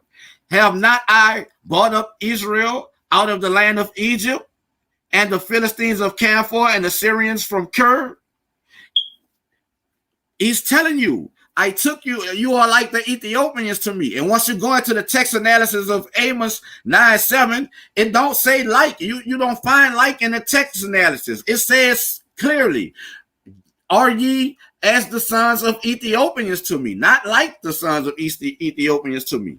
You know what I'm saying? So, and once you have the understanding that Eber married Azariah, the daughter of Nimrod, we are the sons of Ethiopians. And we agree that the religion came through the mother. So that's why you find all of these similarities, connecting all of these deities being represented by bulls and serpents and all of this. It's like, I can make a direct connection straight back to the Igbo people, to different Bantu Kwa people of these practices, predating Greece by hundreds of thousands of years. You know what I'm saying? I can really do that. Here I'm gonna go to another source. This is from the University of Chicago, the Jewish temple at Elephantine. I'm gonna read the abstract for y'all. Y'all can go check this out yourself. The Jewish temple at the military garrison on Elephantine Island has been known from papyrus sources since 1911. Built sometime in the 6th century, it was destroyed in 410 BCE at the hands of priests of the Egyptian god Nun. Although rebuilt, the temple was eventually abandoned sometime after 400 BCE. The papyri obtained from locals on the island date to the Persian period and reveal much about the lives of Jewish mercenaries who worship in the temple. Thanks to recent excavations by the German Archaeological Institute of Cairo, the author is able to offer a tentative reconstruction of what the temple may have looked like and how it may have functioned, and concludes that it comes closer to the description of the wilderness tabernacle in Exodus than any other known remains. This is what the scholars say about this Jewish temple in Elephantine. You know what I'm saying? And it is like, it wasn't even a monotheistic temple because they had their worship of God and a goddess at this temple. And this is what you find in the religions of our mothers who are Cushites. And you keep on bringing up the fact that Hindu Kush, you keep on touching on Kush. And I'm an Israelite who stands on the shoulders of Kush. You know what I'm saying? Because I understand that these are who my mothers are. My mothers are Cushites. You know what I'm saying? Multiple generations of Cushite mothers is that Hebrew Israelites have to embrace as a whole. And once they stand on this, can't nobody take their cultures from them. Let me try this thing one more time. See if it load up. There we go. Pow. Now 2 minutes remaining. 2 minutes remaining. Dionysus is the son of Zeus. And here, Dionysus, son of Zeus, aka Ethiops, which is a name for Zeus. Ethiops, the glowing or the black, a surname of Zeus under which he was worshipped in the island of Chios. The term Ethiops, Ethiop, or Ethiop are archaic words for dark-skinned person, often from Ethiopia. They may also refer to people of Ethiopia, black people in ancient Roman history. Ethiopia, an ancient term for parts of Africa. Ethiops martial or wustu. Ethiops mineral, a form of cinnabar. Look down here at the bottom. Ethiops, a lost epic of ancient Greek literature. So Ethiops is a name of Zeus. That's because Zeus was born up out of the Nile Valley mystery schools. And they called him black because he comes from black gods. The gods of our mothers who are Cushites. And I'm going to show you here. Before it was called Africa, it was called Ethiops. Igbo land was Lower Ethiopia. That's why I gave you this. There you see the bull. And what they rendered as El can easily be the Igbo Allah, which is one of the most important deities. I can't say this again.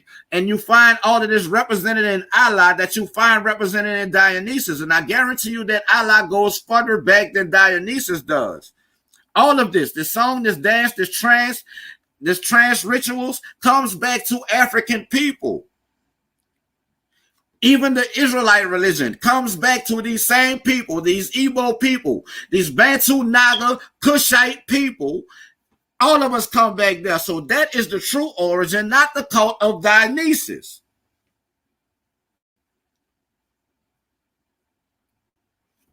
Wow, let him go. All right. Woo! Boy, it's getting heated in the den, man. I knew as the rounds would go on, man, that these brothers would get a little bit more heated up. So I can't wait for this third round, man. Welcome to the Lion's Den. This episode of the Lion's Den is brought to you by Common Sense. I can explain it to you, but I can't understand it for you. Take that with you. That can go a long way. All right, let's go ahead, Mr. Don Live, because I know you're ready to get it in, my friend. You get your tell Sister Freeman to start. Let me make sure. Can you hear me clearly? Yeah. Yeah, we hear you clearly. Say something else again. Okay. Cool. Say something again. Say something else. Okay, 1, 2, 3, 4, 5, 6, 7, 8, 9. No. Do one of them 1, 2, singing 3. notes. Yo. Can you hear me? Yeah, do one of them singing notes, bro. I think you were lip singing. Not a chance. Can you hear me? Yeah, I can hear you. Can you hear me clearly? Okay, yeah, we hear you.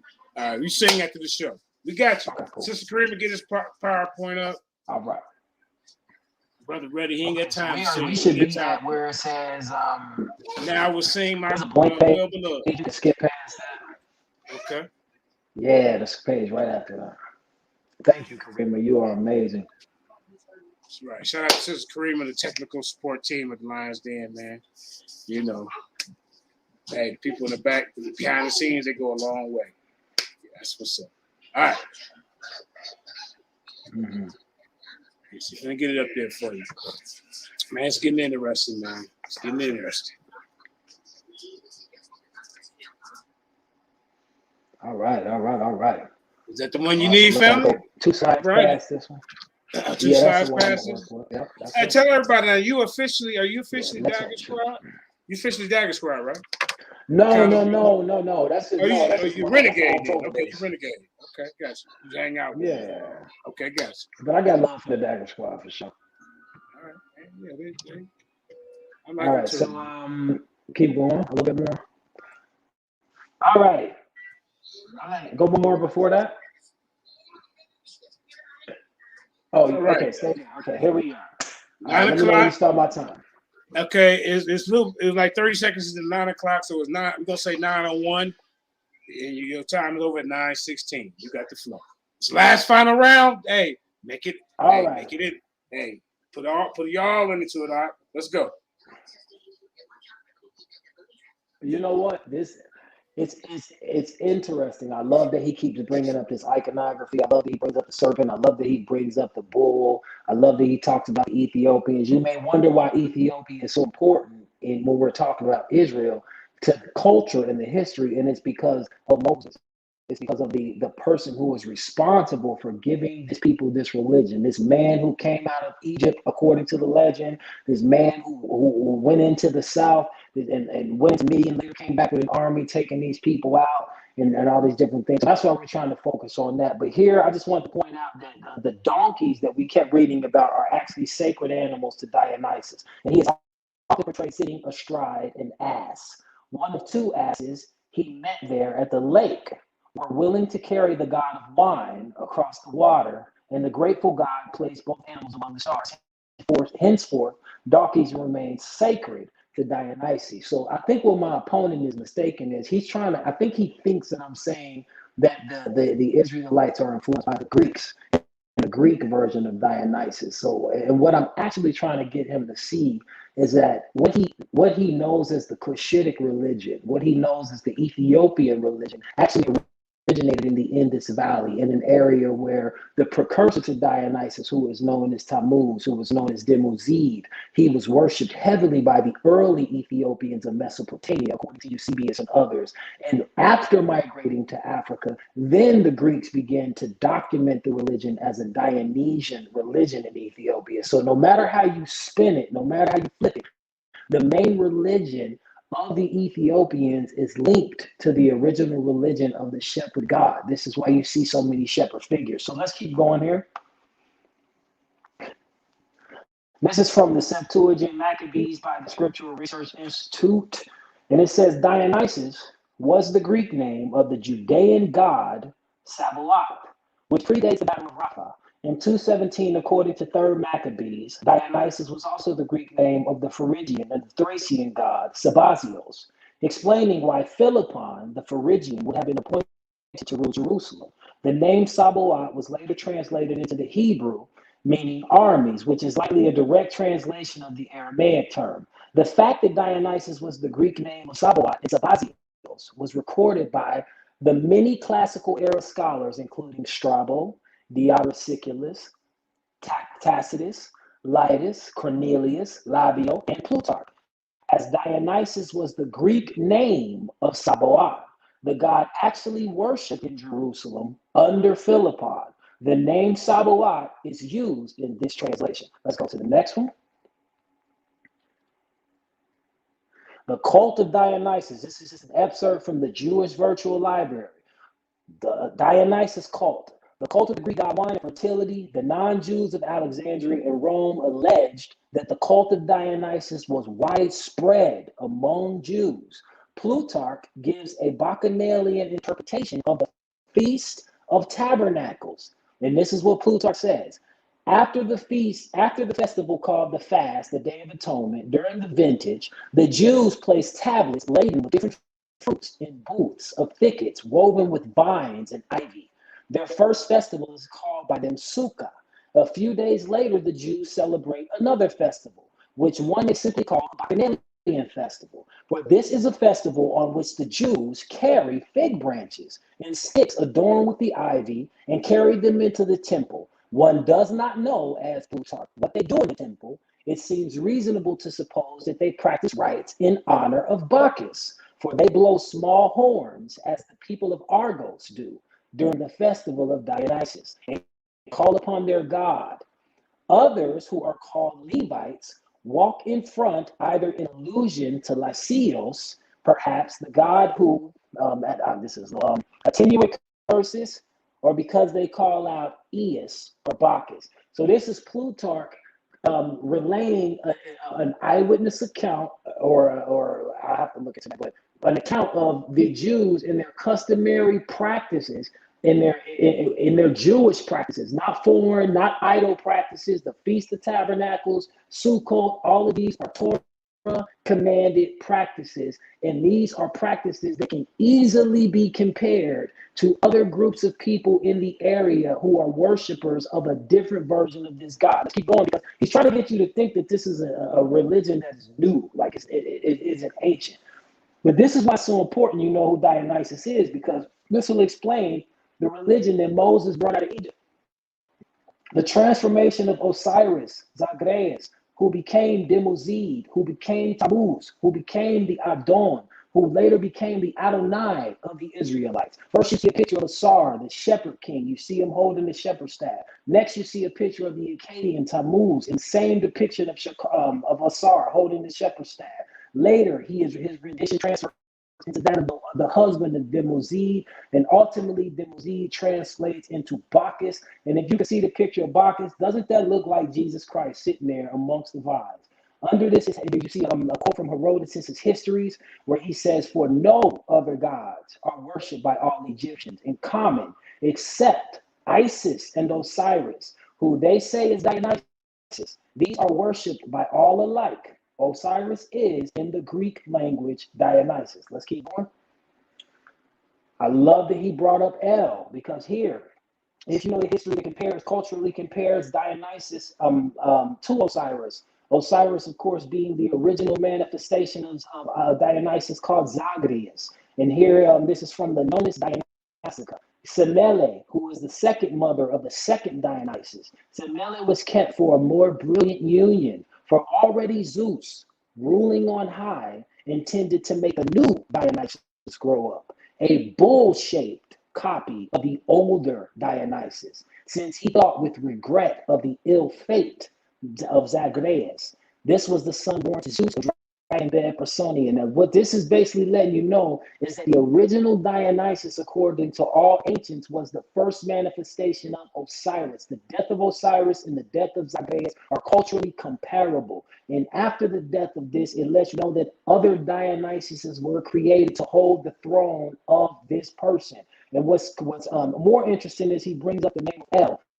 The bull figure is probably the most clear iconography of the religion of Dionysus himself. Here you see it says that Zeus intended to make a bull-shaped copy. If you look at the name of El here in ancient Hebrew, El has always been depicted, one, with the ox head, the bull head, and secondly, the shepherd staff.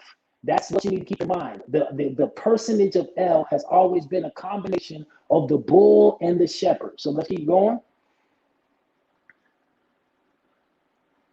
Osiris appears, the Lord of wine and flood. His seasons have recognized him, and his times have remembered him. And the king is recognized by his seasons with him. These are just a few excerpts from pyramid text. Behold, Osiris has come as Orion, the Lord of wine, in the water festival. Those waters in which is dragged are the fine of putrefaction from under the ribs of my father. You are wine. You are not wine, but the guts of Osiris. Osiris taught them how to, and this is from the Greek, this is from Plutarch's Isis and Osiris account, where he says, Osiris taught them how to plant the seeds when the dozen had risen in the yearly inundation and the sun again, leaving fresh fertile mud over the fields, how to tend water and the crops, how to cut the corn when it was ripe, and how to thresh the grain on the threshing floor, dry it and grind it to flour and make it into bread. He showed them also how to plant vines and make the grapes into wine. And they knew already how to brew beer out of the barley. So keep going. This is more iconography. He brought up the serpent. If you read it, if you paid attention to the previous paragraph, to talk about how Zeus coiled himself as a serpent to create him. Keep going. This is the god Dionysus on the next page. This is Zeus, the father of Dionysus, depicted as a serpent. This is Osiris as Serapis, depicted as a serpent. In this picture here, you actually have the god Dionysus, who is the Roman Bacchus, standing on the flanks of Mount Vesuvius, clothed with giant grapes, holding a thyrsus in his hand. And there's always serpents involved with this religion. Keep going.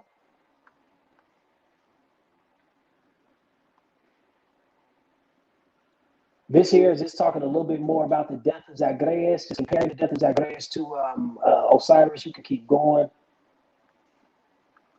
I'm actually going to have you go to 38 if you can, if you see it on there.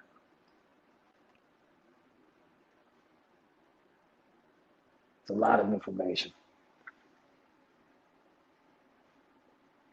Okay, this here is a quote from Plutarch from the Moralia, that Osiris is identical with Dionysus. Who could more fittingly know than yourself, Clea? For you are at the head of the inspired maidens of Delphi and have been consecrated by your father and your mother in the holy rites of Osiris. If, however, for the benefit of others, it is needful to adduce proofs of this identity, let us leave undisturbed what may not be told. But the public ceremonies which priests perform in the burial of Apis, when they convey his body on an improvised bier, do not in any way come short of a Bacchic procession, for they fasten skins of fawns about themselves and carry Bacchic wands. Keep going.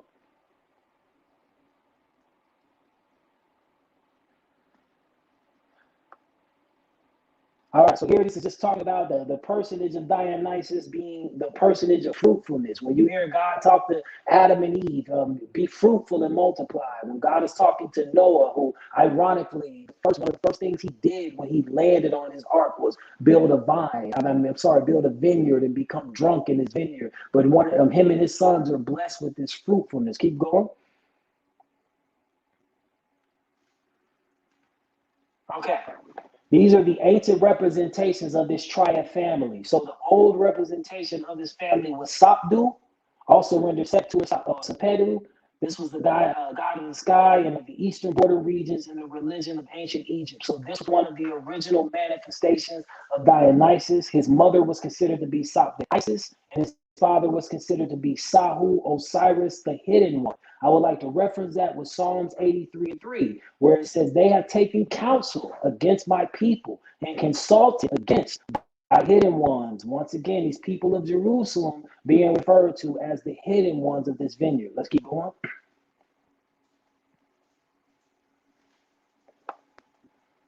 All right, so here it explains what who Osiris actually was. This is from Plutarch's Moralia, where he says the insidious scheming and the usurpation of Typhon is the power of drought, which gains control and dissipation of moisture. So I won't go into all of this because it's a lot to read. I want to save time. But basically what Plutarch is stating in this is that Osiris is an ancient religion.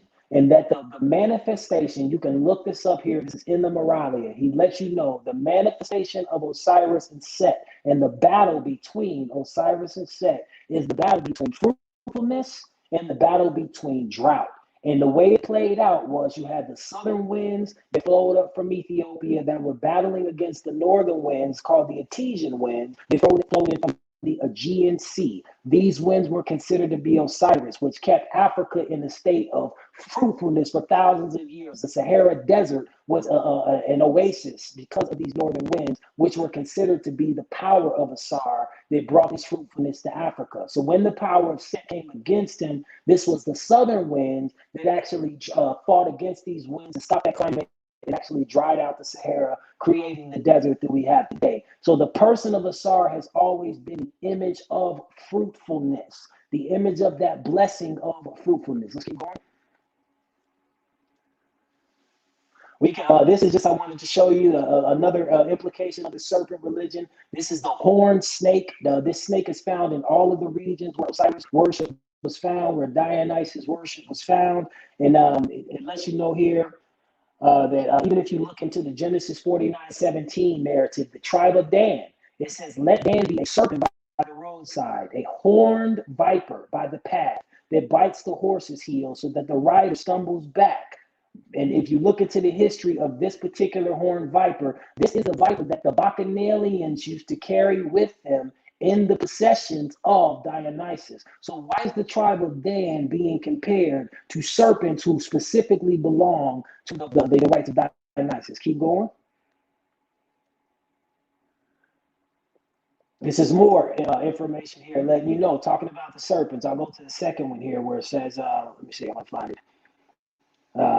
Before the ancient seers summoned spirits like Electo, and this is from ScienceDirect.com, the pharmacology, toxicology portion of it. Before ancient seers summoned spirits like Electo from the underworld, an arcane practice known as necromancy, they invoked Bacchus, the god of ecstatic dance. The worship of this mystery cult divinity, known variously as Dionysus, Bromius, and Zagreus, was connected in classical literature and art with the handling of the European horned viper.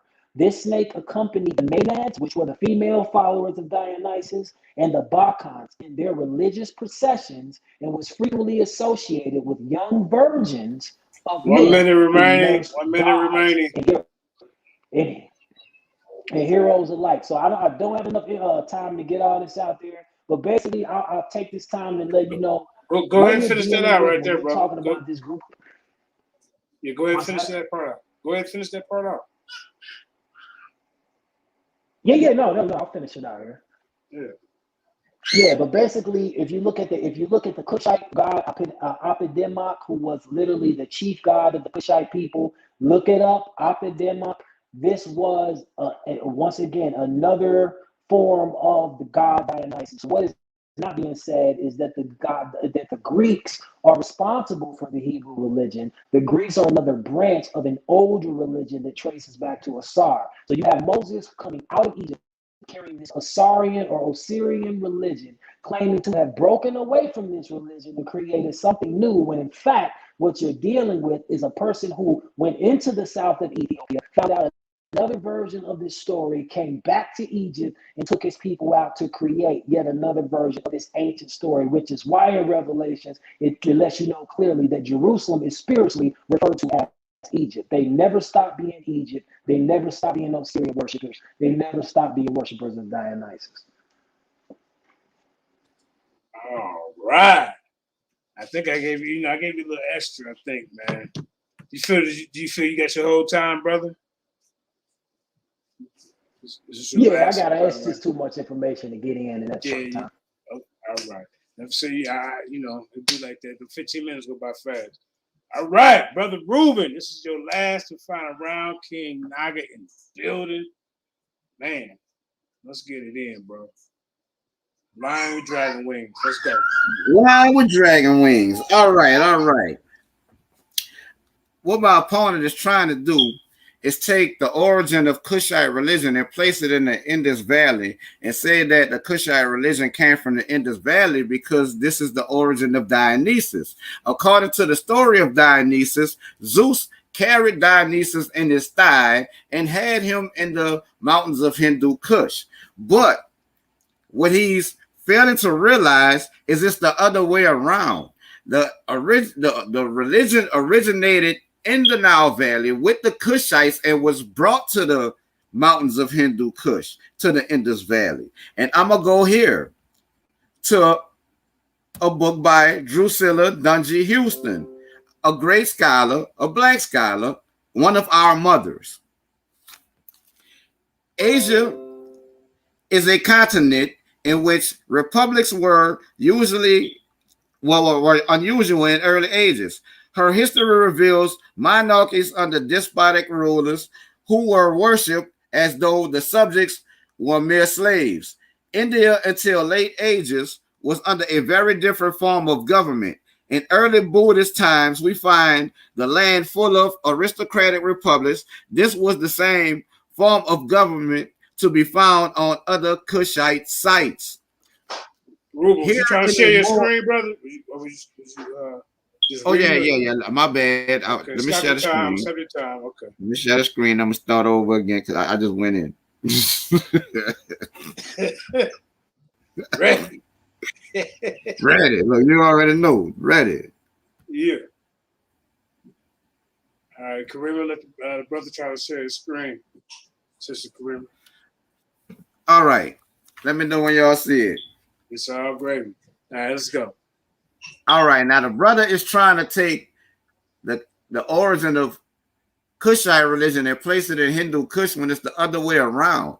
You know what I'm saying? It's like, I'm going to go to this book, an excerpt from this book written by Dr. Drusilla Dungy Houston, the late great Drusilla Dungy Houston. She was a black scholar, a black woman, one of our mothers. Asia is a continent in which republics were unusual in early ages. Here, history reveals monarchies under despotic rulers who were worshipped as though the subjects were mere slaves. India, until late ages, was under a very different form of government. In early Buddhist times, we find the land full of aristocratic republics. This was the same form of government to be found on other Kushite sites. Again, on other Kushite sites.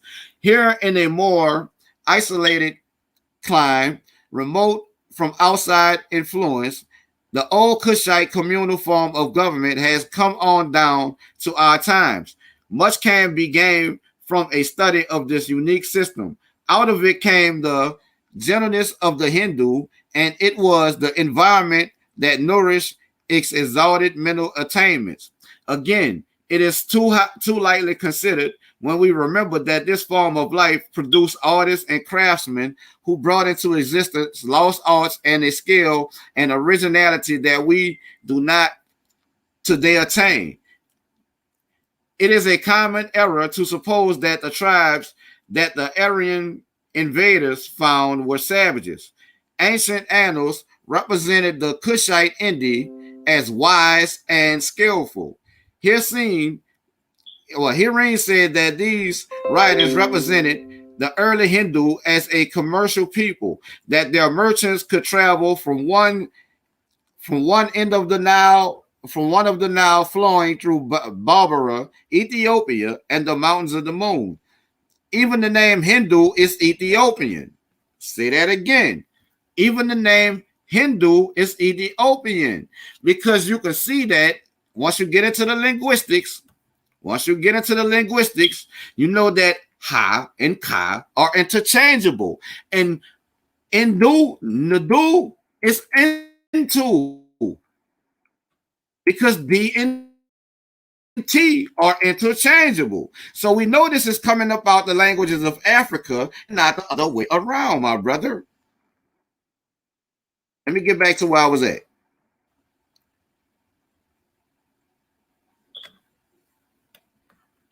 I don't know why my thing tripping.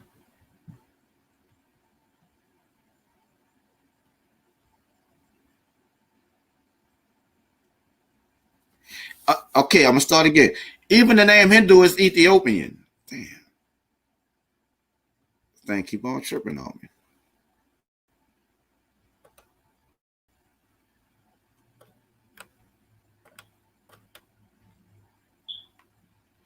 Ancient records of authority made Hindu and Sin sons of Cush. You heard that?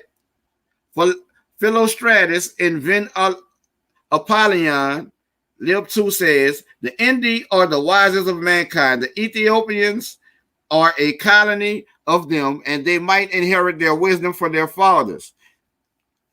The separation of India from the parent Kushite stock was in ages long before the rise of the so-called Aryans in India. You heard that? The separation of India from the parent Kushite stock. Children get culture and religion from their parents and not the other way around. And you're trying to place the origin of the Kushite religion in Hindu Kush when you see scholars saying the exact opposite. You're trying to do that because this is the origin of Dionysus, but not of Kushite religion, not of the order of the bull, not of serpent worship, not of leopard worship.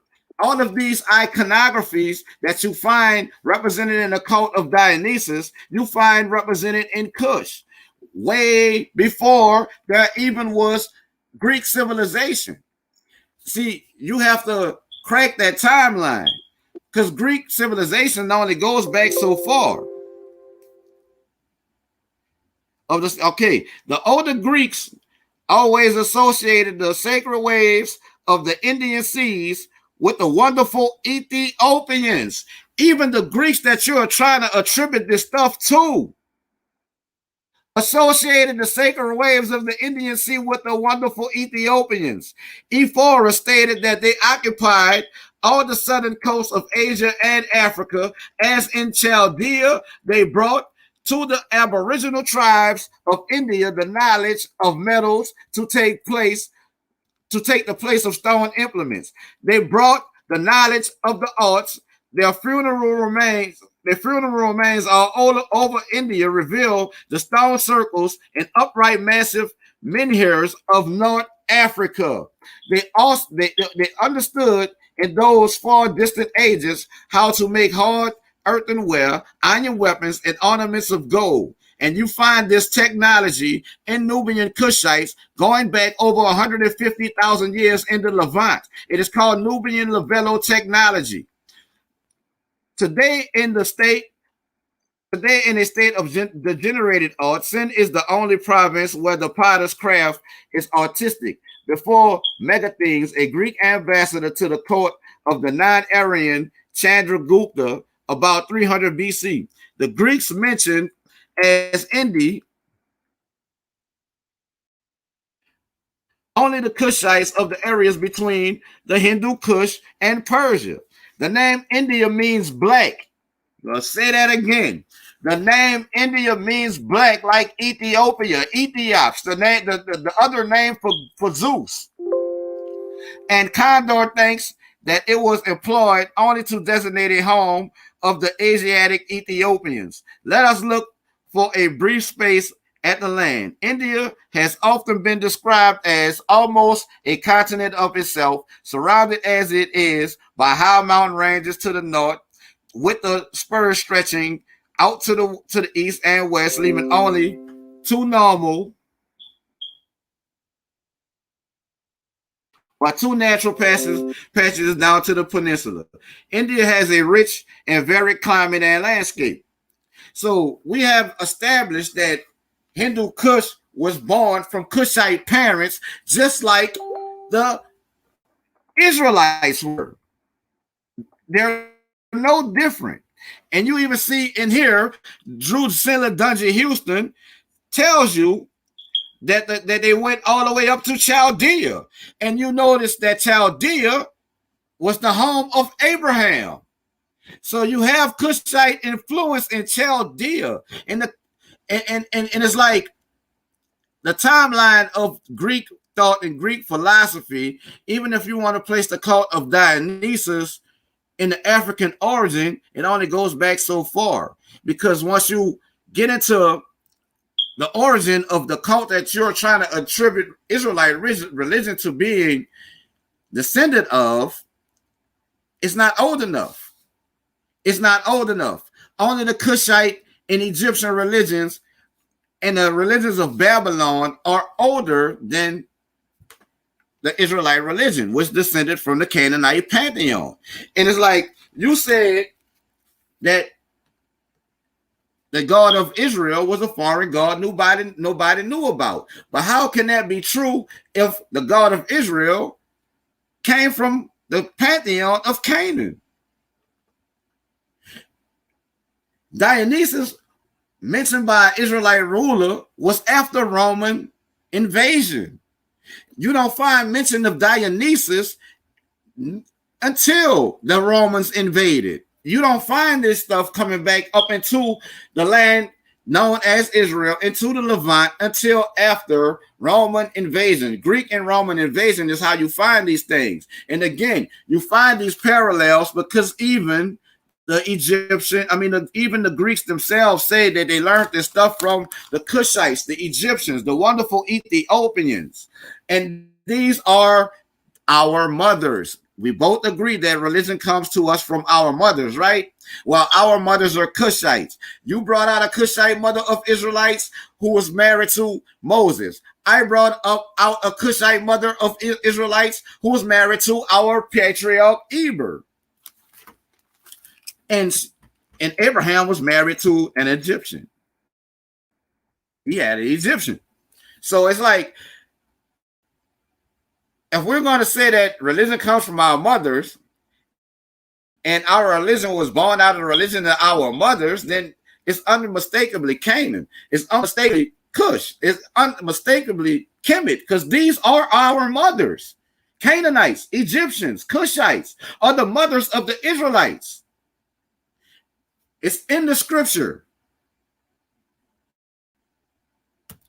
And I'm going to show you. The book of Jubilees mentioned the name Nimrod, the Greek form of Nimrod, only as being the father of Azarad, the wife of Eber and mother of Peleg. This account would thus make Nimrod an ancestor of Abraham and hence of all Hebrews. It's nowhere around that. Through our mothers, Azarad, our religion came from our mothers. We both agreed on that, right?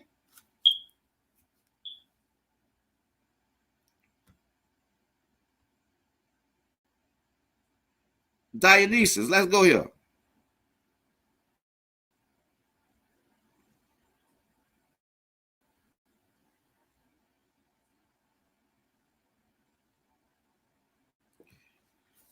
And you touched on the Maccabees, but again, you're not throwing it back to the timeline that I set, which was between 1200 BC and 1500 BC. You are standing the timeline of Greek-Roman invasion. The Maccabean revolt was a Jewish rebellion lasting from 167 to 160 BCE. The timeline set for Israelite religion in this debate was between 1200 BCE and 1500 BCE. And that's the origin, and that's as far as you could push the Cult of Dionysus back to. It's between that same time frame. So again, my question would be, how do you rectify that? How does this culture get from Greek to influence people of the Levant, the Nile Valley area, prior to the invasions? That's a question I have for you.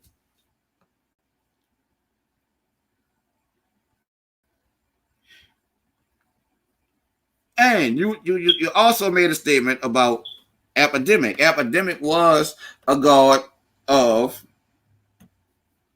Cush. But once you get in moon, you know what I'm saying? It's like Amun and Atum were represented by the bull. This is why you find El represented by the bull, because it comes from our mothers. It comes from our mothers, bro. There's no way around that. We both agree on that fact. Now let's go back here. How much time I got left, JJ? You got 3 minutes, brother. Go ahead. All right. 3 minutes.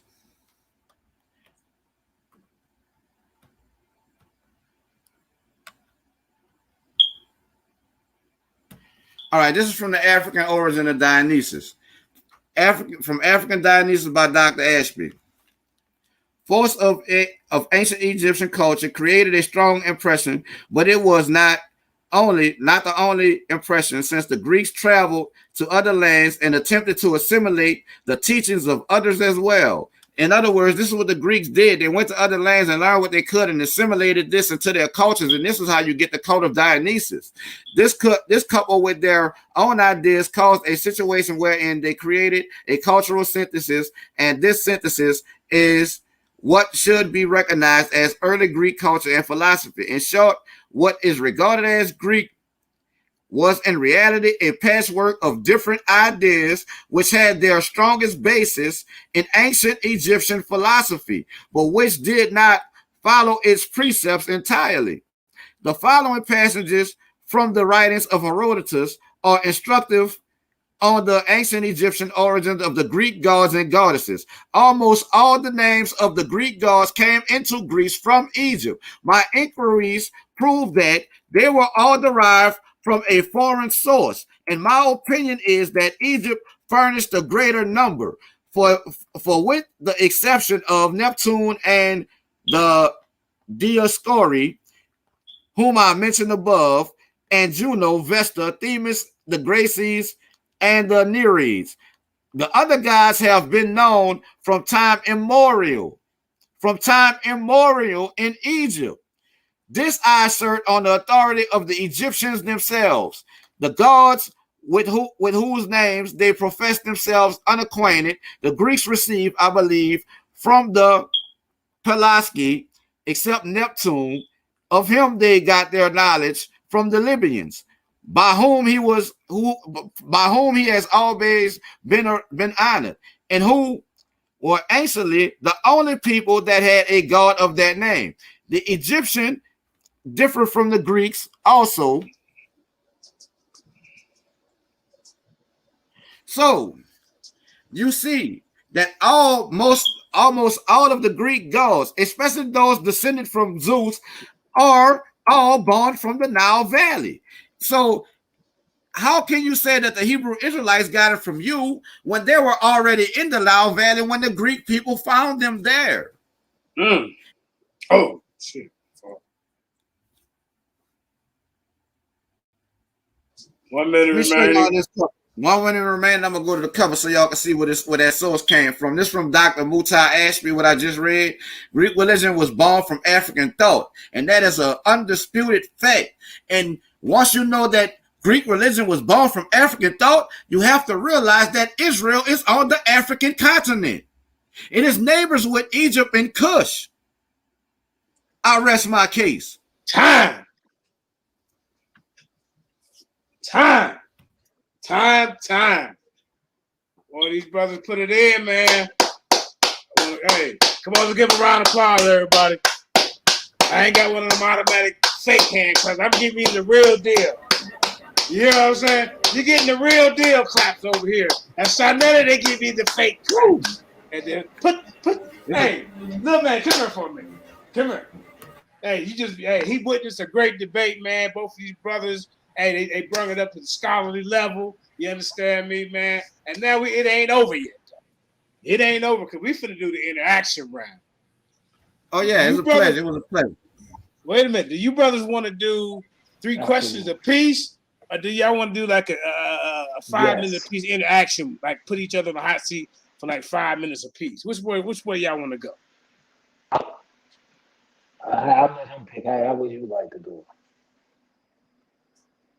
Don't get scared now. Yeah, you got to be bold with what you want over here, man. Tell me what you want, Don. You 3 questions apiece. You know what I'm saying? Because they kick kind of late. We ain't on the West Coast like him. Be about about 8 o'clock, boy. Yeah. Take her here. All right. So y'all want to do questions? 2 questions. Can you hear me clearly, JJ? Yes, sir. Oh yeah, you yes, clear. sir. Mute Yes, out. sir. Cool, baby. Yes, sir. I hear you loud and clear, man. So, brother Don La, since Reuben just went, I want Reuben, you just went. So go ahead and ask Reuben. Go ahead and ask Don a question so he can speak. You know what I mean? So you go first. Ask him a question, King Naga. All right, cool. All right.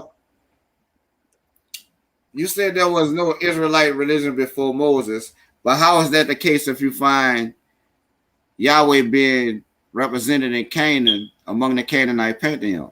Hold on for a minute, bro. Can both contestants see? We're doing the question and answer part. Can both contestants turn on the camera? We need to look in your eyes, man. All right, that's cool. That's cool. Yeah, yeah. Come on, man. I need to see. I need to see. Okay. Come on, Don La. We need to I'm see with if you.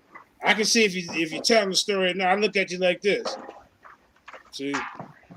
So come on, man. Turn the camera on. We need to see. Okay, I just want to see. Come on, man. All right. Give me a second, man. Hold up. All right, Don.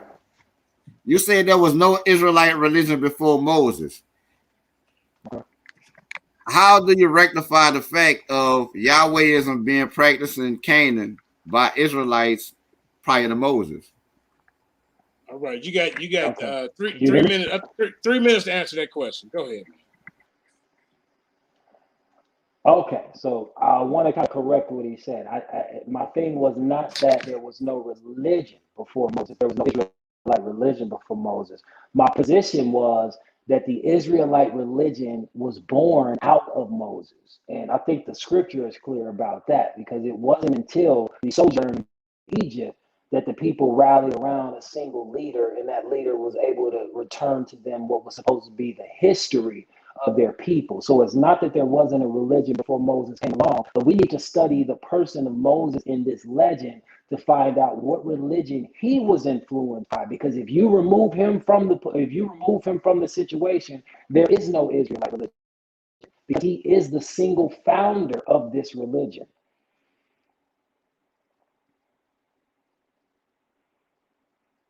That's my answer. All right, now we're gonna go back and forth. Don, go ahead and ask that brother a question. We interact. Okay, so my question for him is this: so if your book, according to the Bible, is supposed to be let me mute your mic. An authentic revelation. Okay, so if your book, according to the Bible, is supposed to be an authentic revelation of a history that did not exist before the Bible was written, then can you explain to me why you have in your Genesis account in a Garden of Eden, but we can go to Sumeria, which actually has an account that was written before the Bible, and there exists in Sumeria in Eden already. And what's unique about that is Eden belongs to Demuzid and Inanna, who later becomes Dionysus. So can you explain that? Well, I can explain it like this. Before it was written, it was passed down through oral tradition. You know what I'm saying? And oral tradition is passed down from generation to generation, down through your lineage. And you could trace Hebrew Israelite lineage all the way back to Sumeria. So we would have gotten those oral traditions to be able to put this in our stories. It doesn't necessarily mean that we would have had to been dealing with Dionysus, but we got it straight from the horse's mouth. We got it from our Egyptian ancestors, our Assyrian ancestors, our Sumerian ancestors, our Cushite ancestors. Because you have to understand, in the context of history, Cush ruled all of these areas. So it is unmistakable that the Israelites are highly influenced by Cushites, because the Cushites are, again, our mothers. That's my answer to that question.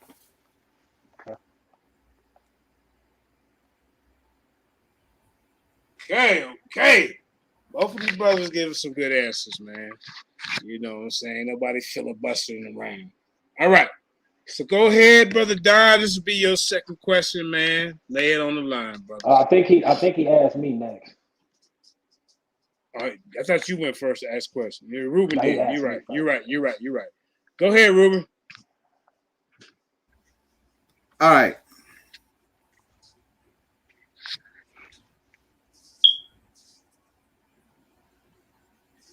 is Dionysus,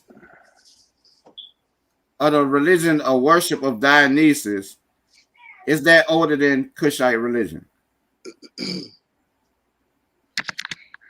That's the question? Yeah. Yes, according to history, the religion of Dionysus can be traced back to the original worship of Zagreus, which actually can be traced back to the original worship of Tammuz or Demuzid of Acadia. You can trace it back to the Egyptian Osiris.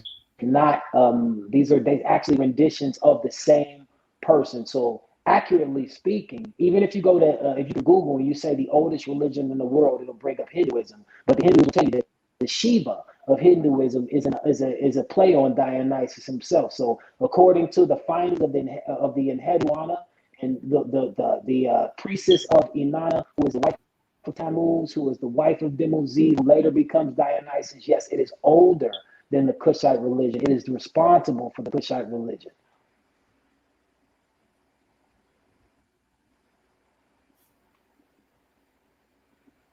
All right. That's an acceptable answer.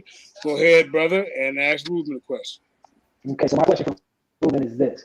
If the Israelites are not a Dionysian people, and we understand that in Christianity, the mark of the beast is supposed to be a counterfeit mark of the Antichrist or of God's mark himself, can you explain to me why of all the gods that they could have picked, why Ptolemy, who is the foreshadowing of the mark, chose to mark the people or mark the Jews in particular under the punishment of death and expulsion from society with the mark of Dionysus? Why is the mark of Dionysus, according to according to Ptolemy's, the mark of the beast and the counterfeit mark of the Jews? Because when you're dealing with Ptolemy, you're dealing with Greek thought. So he would have dealt with things from his own Greek perspective. And that's why you would have had the mark of Dionysus being placed on the Israelites of his time. Because Dionysus is Greek thought, Greek philosophy, Greek religion. You know what I'm saying? But once you it's like you have to deal with a accurate timeline. It's like these Greek thought and Greek religion was born out of the Nile Valley in Egypt, and Egypt's religion was born out of Cush. So that, bruh, is like that question about Ptolemy's time I will answer that in that way, bruh. It's like Ptolemy would be dealing with Greek thought. So he would have saw things from a Greek perspective and applied those to the people of his time, whether it was Israelites or whoever they had captive. It's the same things we deal with here in America. You know what I'm saying? They branded us with English. You know what I'm saying? They placed English marks on us here. You know what I'm saying? Because we are in an English-speaking land. I mean, we're in an English-speaking land. You know what I'm saying? This land deals with Western thought, so they applied Western perspective. When they did things to us, it was from a Western perspective. You know what I'm saying? So when you're in the land, the people apply things to you that they know. So this is why they gave the Israelites the mark of Dionysus in the time of Ptolemy, when Ptolemy was in rule.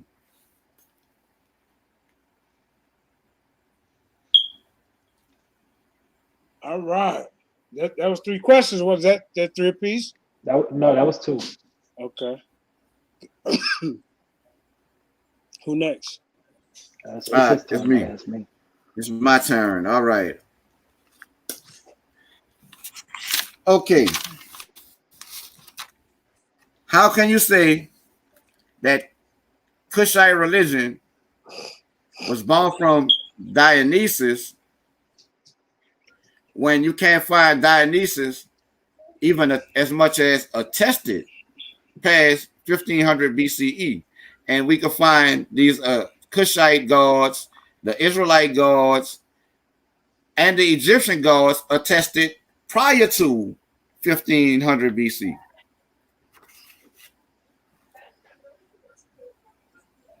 Okay, so my answer to that would be, you're not going to find, if you're looking for Dionysus prior to 1500 BC, you have to find the manifestation of the cultures. You have to look at the cultural transfers. The Greeks were not the first to introduce the religion of Dionysus. In fact, if you look at the history, it was the Minoans who introduced it, and the Phoenicians who introduced it to Greeks. And the Phoenicians got it from the other Easterners, and ultimately it came from Mesopotamia. Once again, the origin of the story of Dionysus does not begin with the Greeks. The Greeks were one of the last people to come on the scene as far as bringing this legend.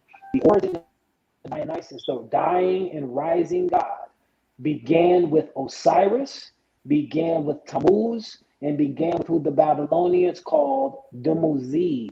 So these cultural truths passed on and ultimately ended up in Greece as the figure we now know as the Lord of the Vineyard, the Lord of the Wine Press, Dionysus. So when you're looking for him, you're not going to look for him beyond the language of the people who didn't exist at that time, but his presence is felt in every single culture that we know of in the ancient world.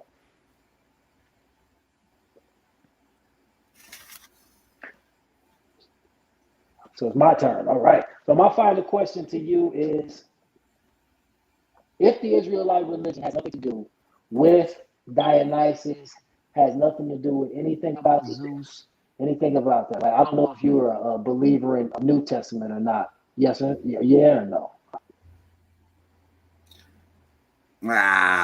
Kind of. I mean, it's like I'm on the fence with that. You know what I'm saying? I'll throw it out there for the audience's sake. If this religion and this movement that became Christianity, that was birthed out of Israelite religion, has nothing to do with Zeus, has nothing to do with Dionysus, then why is it when you go to the book of, I'm not going to say the book, when you go to the New Testament, and any Bible believer will know this story, there's a story where two of Jesus's disciples are called the sons of thunder. Are you familiar with that? Yeah.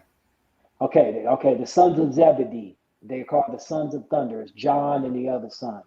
If you're familiar with Greek mythology, the sons of thunder are, if I'm not mistaken, it's Castor and it's Phrixus.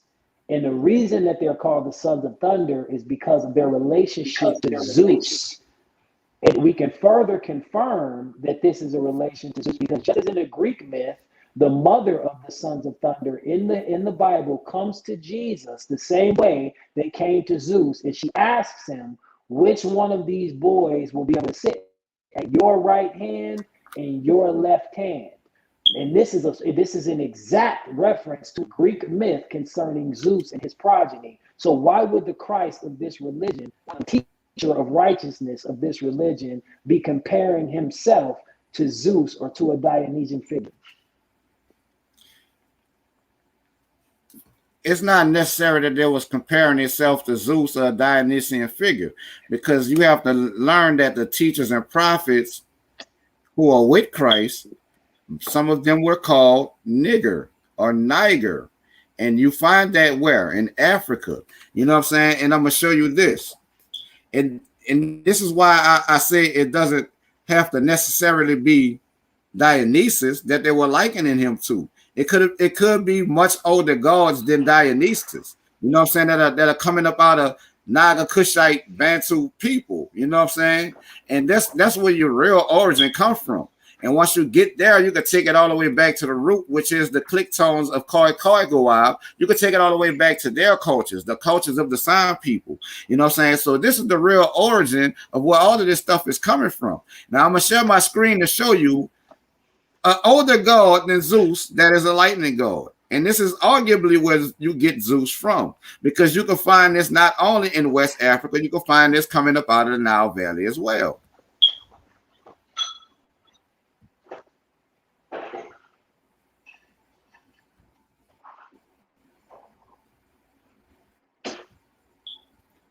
One second.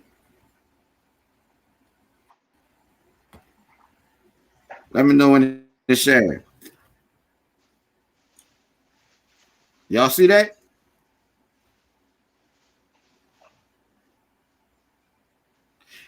Yeah, we see it. Now I'm gonna tell y'all this.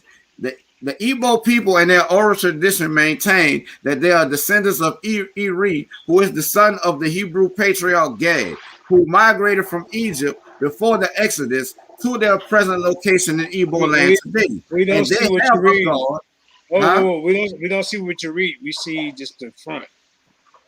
Oh, I'm going off the head, right? I ain't started reading yet. Okay. I'm going off the head, right? And I'll give you a little background on the Igbo people and their connection to the Hebrew Israelites. You can look this information up on your own, you know what I'm saying, to prove it for your own self. That the Igbo people in their oral tradition maintain that they are descendants of their patriarch is Eri, the son of Gad, who migrated from Egypt before the Exodus, and they have a god. Amadeaha is the Alusi or Agbara of thunder and lightning of the Igbo people of southern Nigeria. So how I can tell you, I can say the same thing, that they was talking about Amadeaha. They wasn't talking about Dionysus, you know what I'm saying? And Amadeaha, I guarantee you, predates Dionysus. So Dionysus was born up out of our cultures and not the other way around. And that is my position, that is my square, and I'm standing on it. All right. Is that the last 3 questions, or somebody wants everybody? That's it. Oh man. Boy, these brothers came with it, man.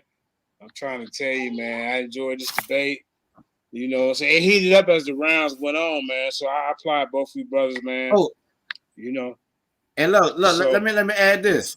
Amadeaha is the consort of Allah, the other Igbo deity that I brought out that they rendered as El. So them together is where you get your cult of Dionysus from. I'm telling you. Okay. All right, man. Hey, from the title of this debate, I wasn't expecting, you know, to be as good as it was, man. Because I didn't know nothing about it. So, but hey, it panned out, man. That's what it's all about, man. The people you edify the people, both of you brothers, man. But we gotta get to the judges, man. We gotta get to the judges. We're gonna start off with the first judge, Sabio, the nemesis. Sabio, are you there? From the Dagger Squad. Yep, right. I'm here. Go ahead, man. Just break it down, man. Turn your camera on. We gotta see. We didn't want you to hide behind the camera with the decision. Turn your camera on. All right. Well, I'm gonna be straight up. Don La, he stayed on the topic of the debate, and he did a good job of showing that the Israelites' culture was amalgamated, or their God was amalgamated through different peoples, through different cultures. So I gave him credit on that. His questions, he seemed a little shaky on his answers, like he wasn't sure on how to really answer them. I did give him credit for the answer to his last question, which he answered very sufficiently for me. So I gave him 2 rounds, and I gave him 1 round in the questions.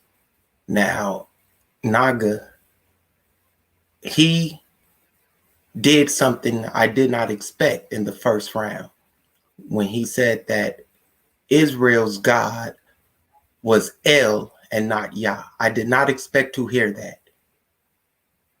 I really did not expect to hear that at all.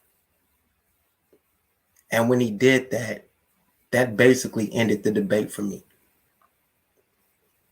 Right there, he just let me know that Israel God was an amalgamation of gods, and their original God was not Yahweh.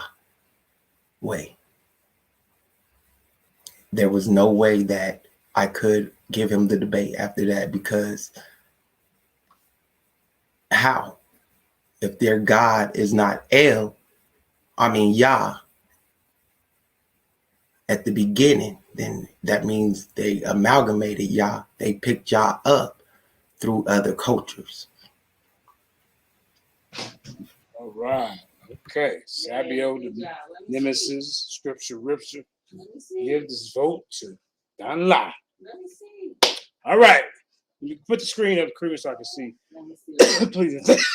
Excuse me, please. Thank you. All right. Sorry. All right. So the next judge is Eric, the mad scientist of true knowledge. Let's get it, fam. Yo. All right, hold on. Because when he was just explaining, right? Because I thought it was Israelite. Do Israelites come from the Dionysus? That's what it is, man. But I didn't say nothing. I just okay. Right. Okay, because if they doing it that way, then I had to give it to Naga, because to me Naga proved that it was older than what he was trying to say it was, and he showed a lot of things to where it could come how it comes from Kush to Egypt, and even also Samaria, and how Egypt is influences by Kush, and how it passed down. Because you were talking about the Hindu thing, you know what I'm saying? Even when you go into like the history in college, it tells you that Hinduism does get influenced by Egypt as well. So I think but I'm gonna say that's a new idea that I think people are going to be talking about. That I just Dionysus thing. I think that's an idea that he brought up that people are going to start talking about. All right. Can you show the audience who we speaking with, man? Oh, okay, hold on. No, come on. There we go. Now you kind of got thrown off a little bit about Isabio's decision, but because he was talking about because basically he was saying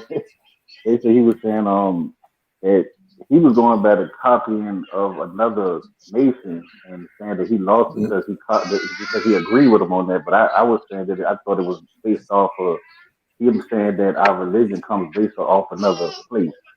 And that's what we'll talk about afterwards. We'll talk about that. All right. All right. If you was confused, because I want to make myself clear. I want to make I wasn't confused. I wasn't confused on the title at all. Okay. I wasn't confused. Does the Israelite God come from Dionysus? Come from the cult of Dionysus? Was it the God or the culture? Which one was it? From the cult of Dionysus. From a cult of Dionysus. Okay. All right. I just want to make sure everybody knew what they was doing. All right. It's 1-1 up in there, boy. I'm trying to tell you. They're both competitors over there biting their nails, probably over there sweating bullets. We'll be down to the last judge, Mr. Terry, Detroit Red, Winfield in the building. Turn the camera on, family. We want to see the judgment from eye to eye. That's it. No anonymous judges. Let's go. Terry, you there?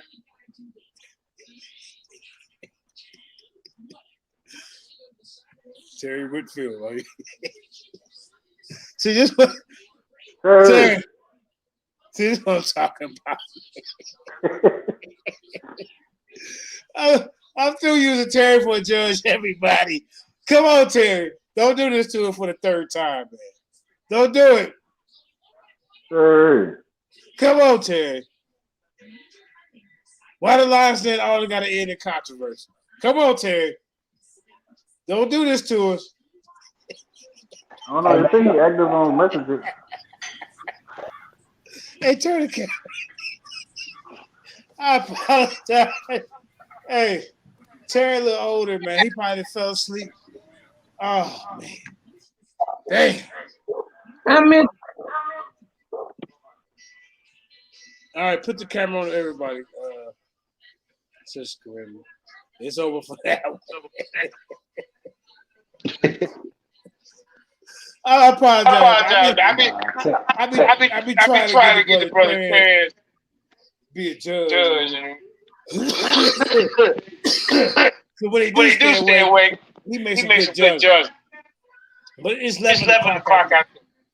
No, it's 12 o'clock out there in Detroit. So yeah, it is a little late. Well, yeah, well, see, where I'm from too, it is 12 o'clock, so I don't know what time it is where he is. Damn, man. Yeah, he in Detroit. Okay. Sir, I guess we got to draw. Yeah, hey, what we can do? We can go to the polls. We can go to the polls. We can set a poll. Who would you draw? Damn, I saw he didn't like. Look at Reuben. Oh, shit.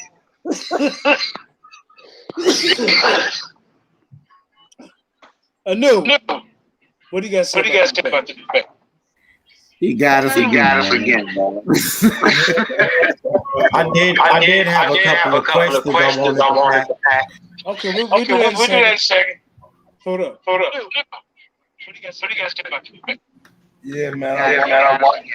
I watched the debate, man. It was really interesting. Like I said, I'm really looking for the origin of it. Showing how only did Egypt come up out of show what pantheon that's really interesting when you really think about how much. There goes Terry.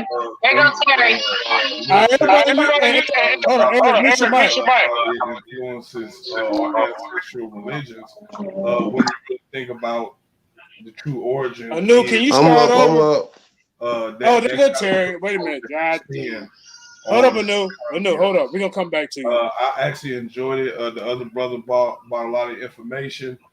Once again, like, I think he was kind of straddling the fence a little bit, you know what I'm saying? Because he kept on implying that Nubia was the mother of this Dionysus cult, and it's just like, you know, you riding the fence. So you know what I'm saying? When you riding the fence, I gotta kind of give it to the opponent. So you know what I'm saying? That's how I seen it. It was a good battle, and I think Reuben brought it home with this one. So if we go to the polls, he's gonna get whooped. If we do it any other way, I think it's gonna be the same way, bro. It was pretty it was pretty you know, clear 1-2. It was an old 1-2, you know what I'm saying, with a little rope of dope. Oh wow, okay.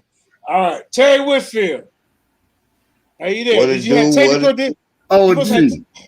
technical difficulty? What was going on, bro? Nah, man, I had to answer an important phone call, bro. But yeah, I'm here. I heard everything, man. But it was a lot. I had something going on, but I was watching everything. My man, hey, I had to give it to Naga World, man, all day. Naga World did something amazing, man. This guy went all down through. This guy went through Egypt. This guy went through Cush. You know what I'm saying? This guy went through Canaan. This guy went through Israel. He went through 4 cultures. You know, what a lot of people don't understand is when you're talking about things like El, okay, just that construct word right there, El. A lot of people want to take that away from Israel and say, well, that started with Canaan, you know, or that started with Egypt. You know, but the truth of the matter is that El started with Akkadian, you know, Ugrit, which is Ethiopian, which is Cushite. You know, the second brother. Say that one more time, man. It started with Acadia, Ugrit, and Cushite. That what you said? Yeah.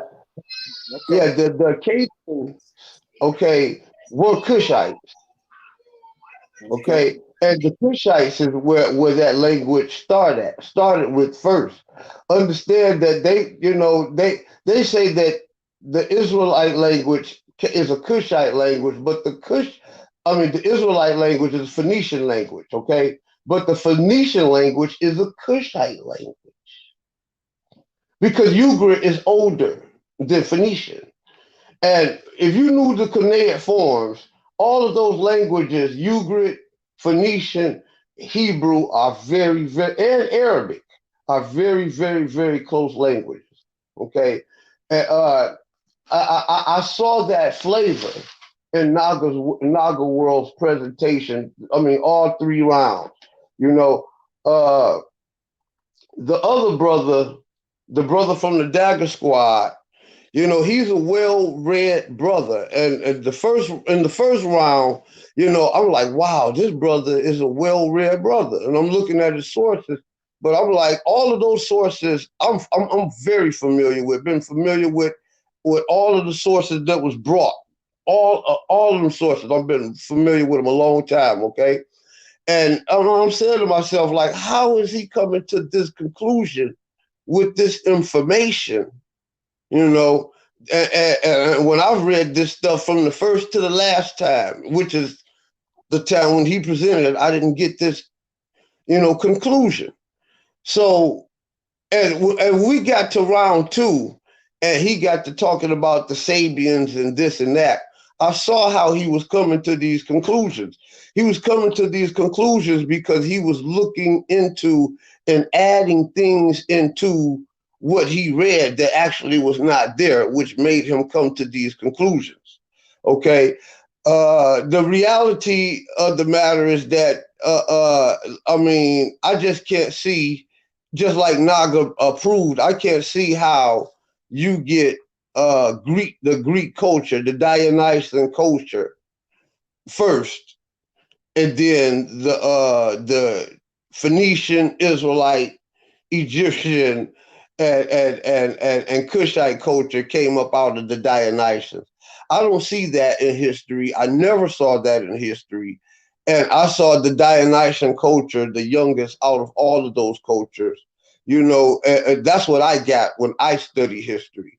And I study history in colleges and universities, as well as on the grassroots level. Okay, with great Black African scholars. So I would have to give it to Naga World. I'm very, very impressed. I did love the debate. The brothers was putting out lots and lots of information. And on both sides, those boys made your mind think. At least they made minds think. But I had to give it to Naga World. All right. The elder judge, man, he had to make a call, so that's why he wasn't there on time. He didn't let us down. We didn't have to go to the polls. But you know what, man? You know what? Everybody, man, I hope y'all got something from this. Now, I think Isabio wanted to ask a question. Let's not be confrontational. Let's end this in a good way. You know what I'm saying? I just wanted to ask. Go ahead. I thought we was going to be able to ask some questions afterwards. Yeah, but my question was, what was the God of Abraham's father, Terah?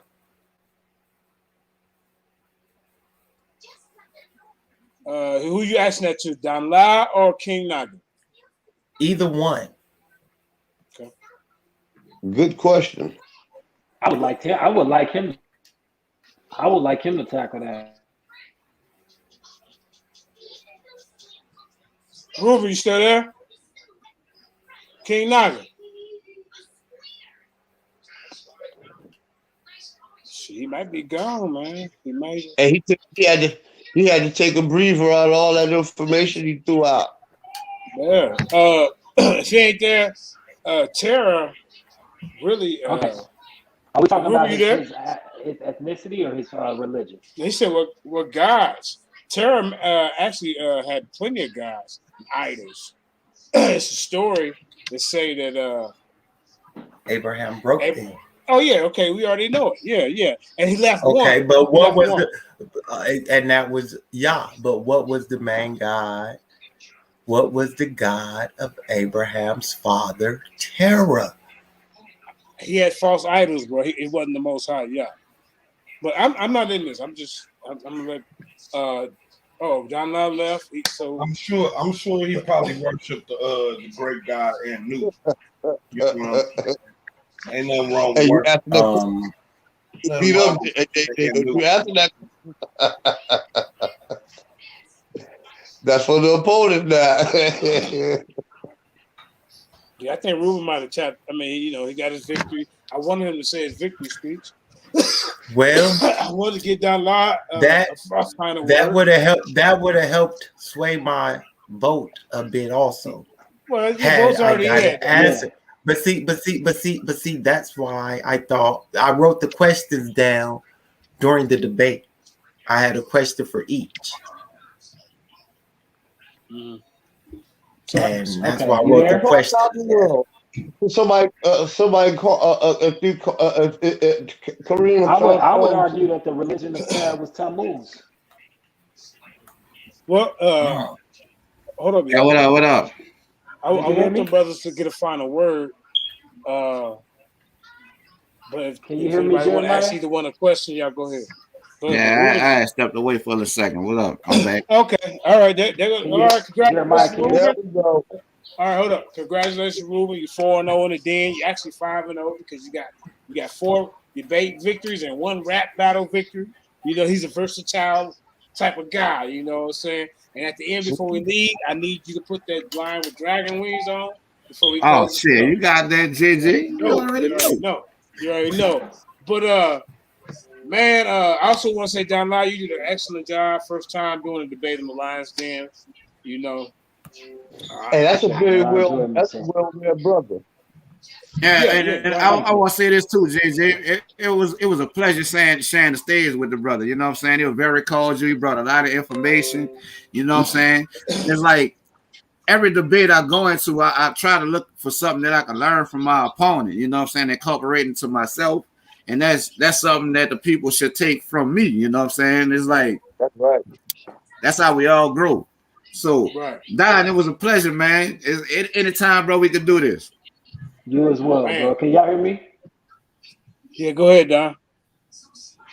Oh, no, same here, man. Like I said, when we talked on the phone behind the scenes, everything's all peaceful, man. Everything was good energy, man. So I appreciate it. Like I said, this is all information sharing for me. I wanted to answer Sabio's question, if possible. To my knowledge, that the God of Abraham's father was a rendition of Tammuz, so who ultimately became Dionysus. So Abraham would have this embedded in his family history from the beginning. So yeah, but I enjoy myself, bro. Like literally, I love to share information. I love to get this out there, man. So, yeah, hold up,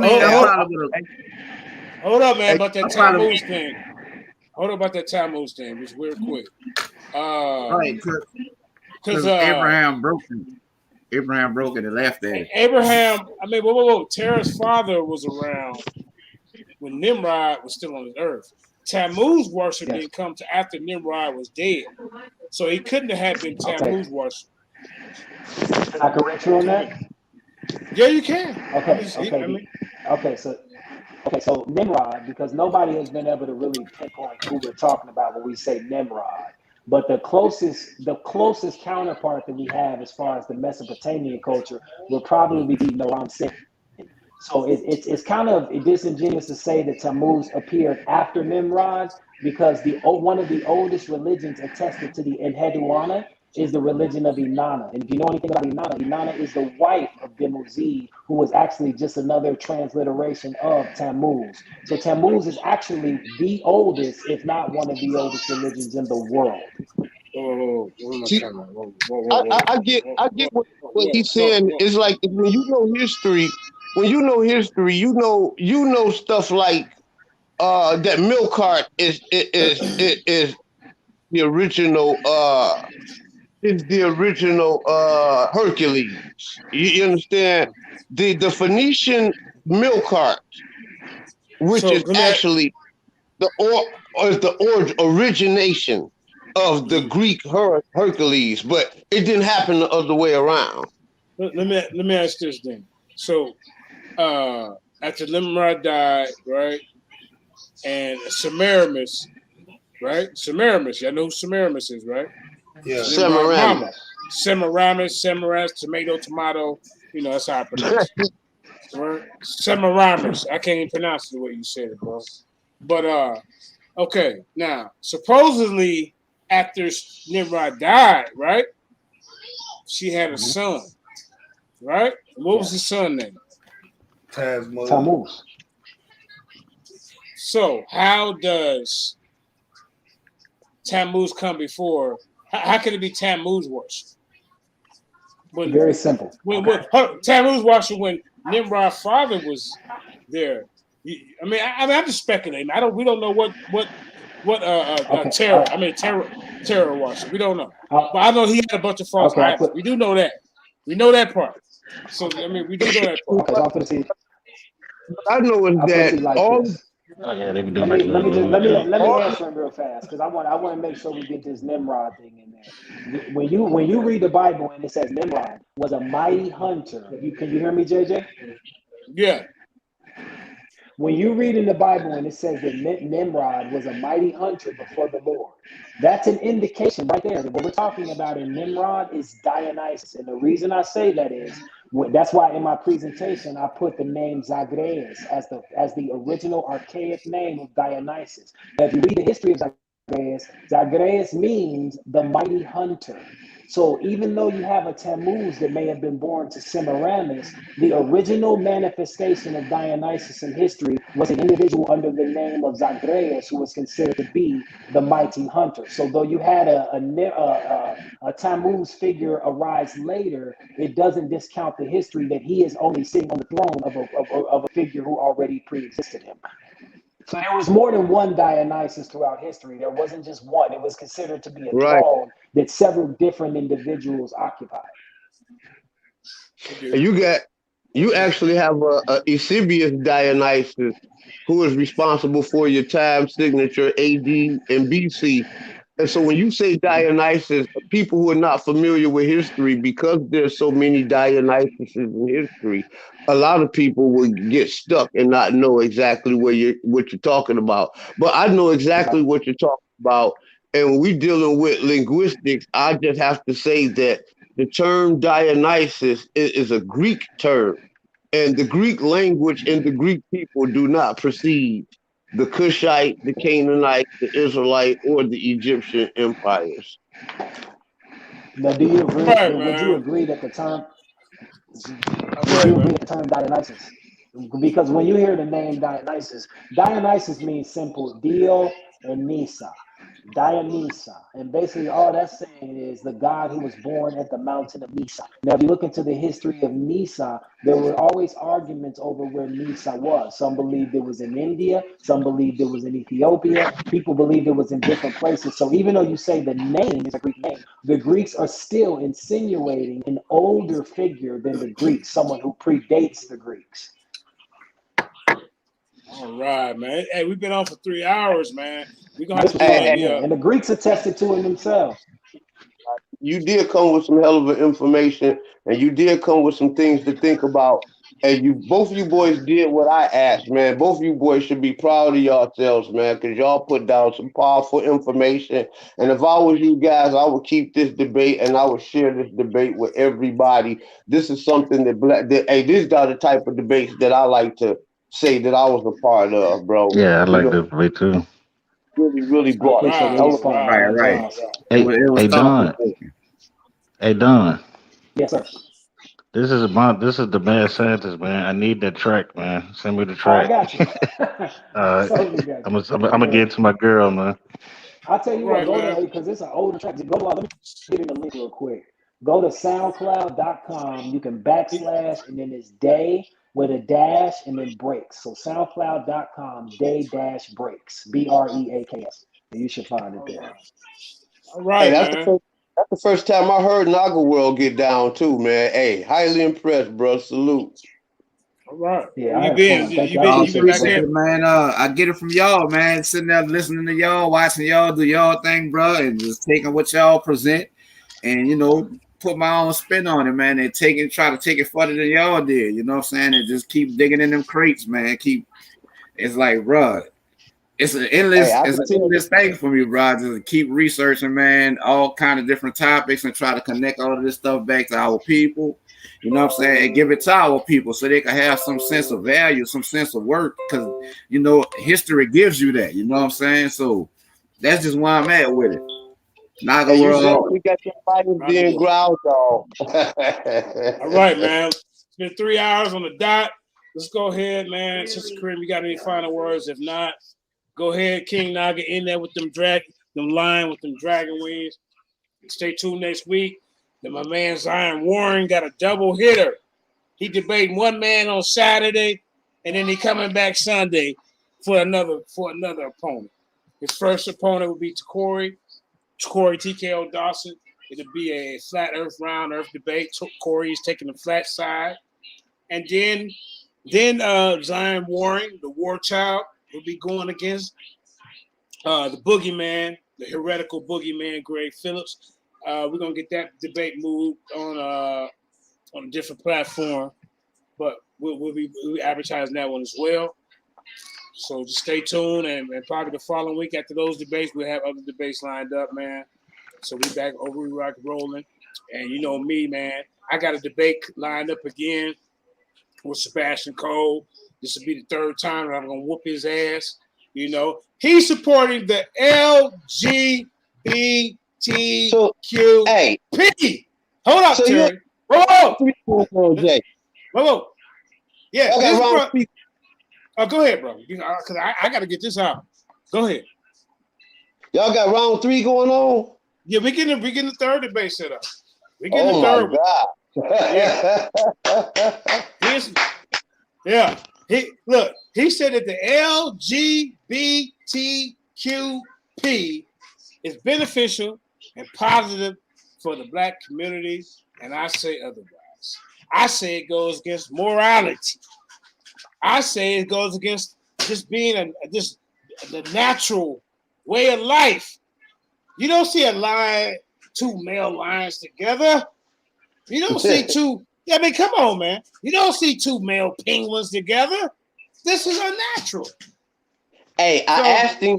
Hey, did you hear when I asked him? I say, did you learn this non-godliness before or after you came into the industry, my brother? He got like that when he took his ass to Hollywood, bro. I'm gonna keep it 7,000. You know, he took when he took his ass to Hollywood.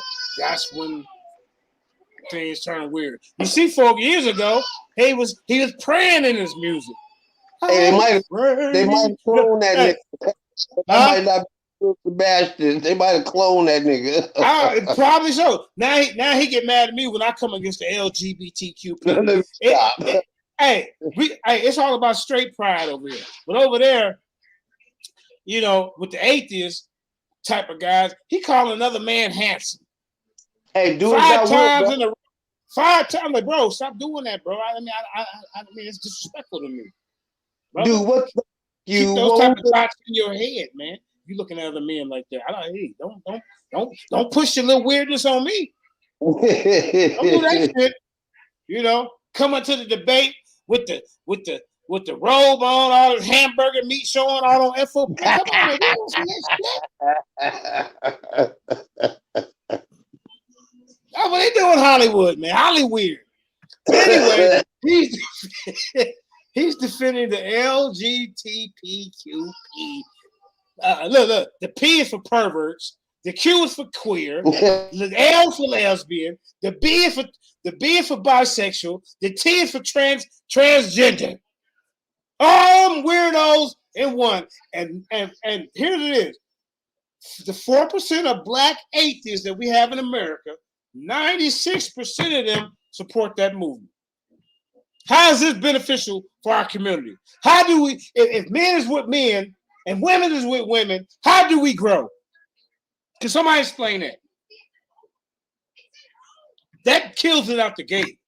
How do we grow? Is it 2 men, especially with 2 men together? They not making babies. Oh, we're gonna adopt the child. We're gonna adopt the child. Is the G for godless or gay? Goddamn!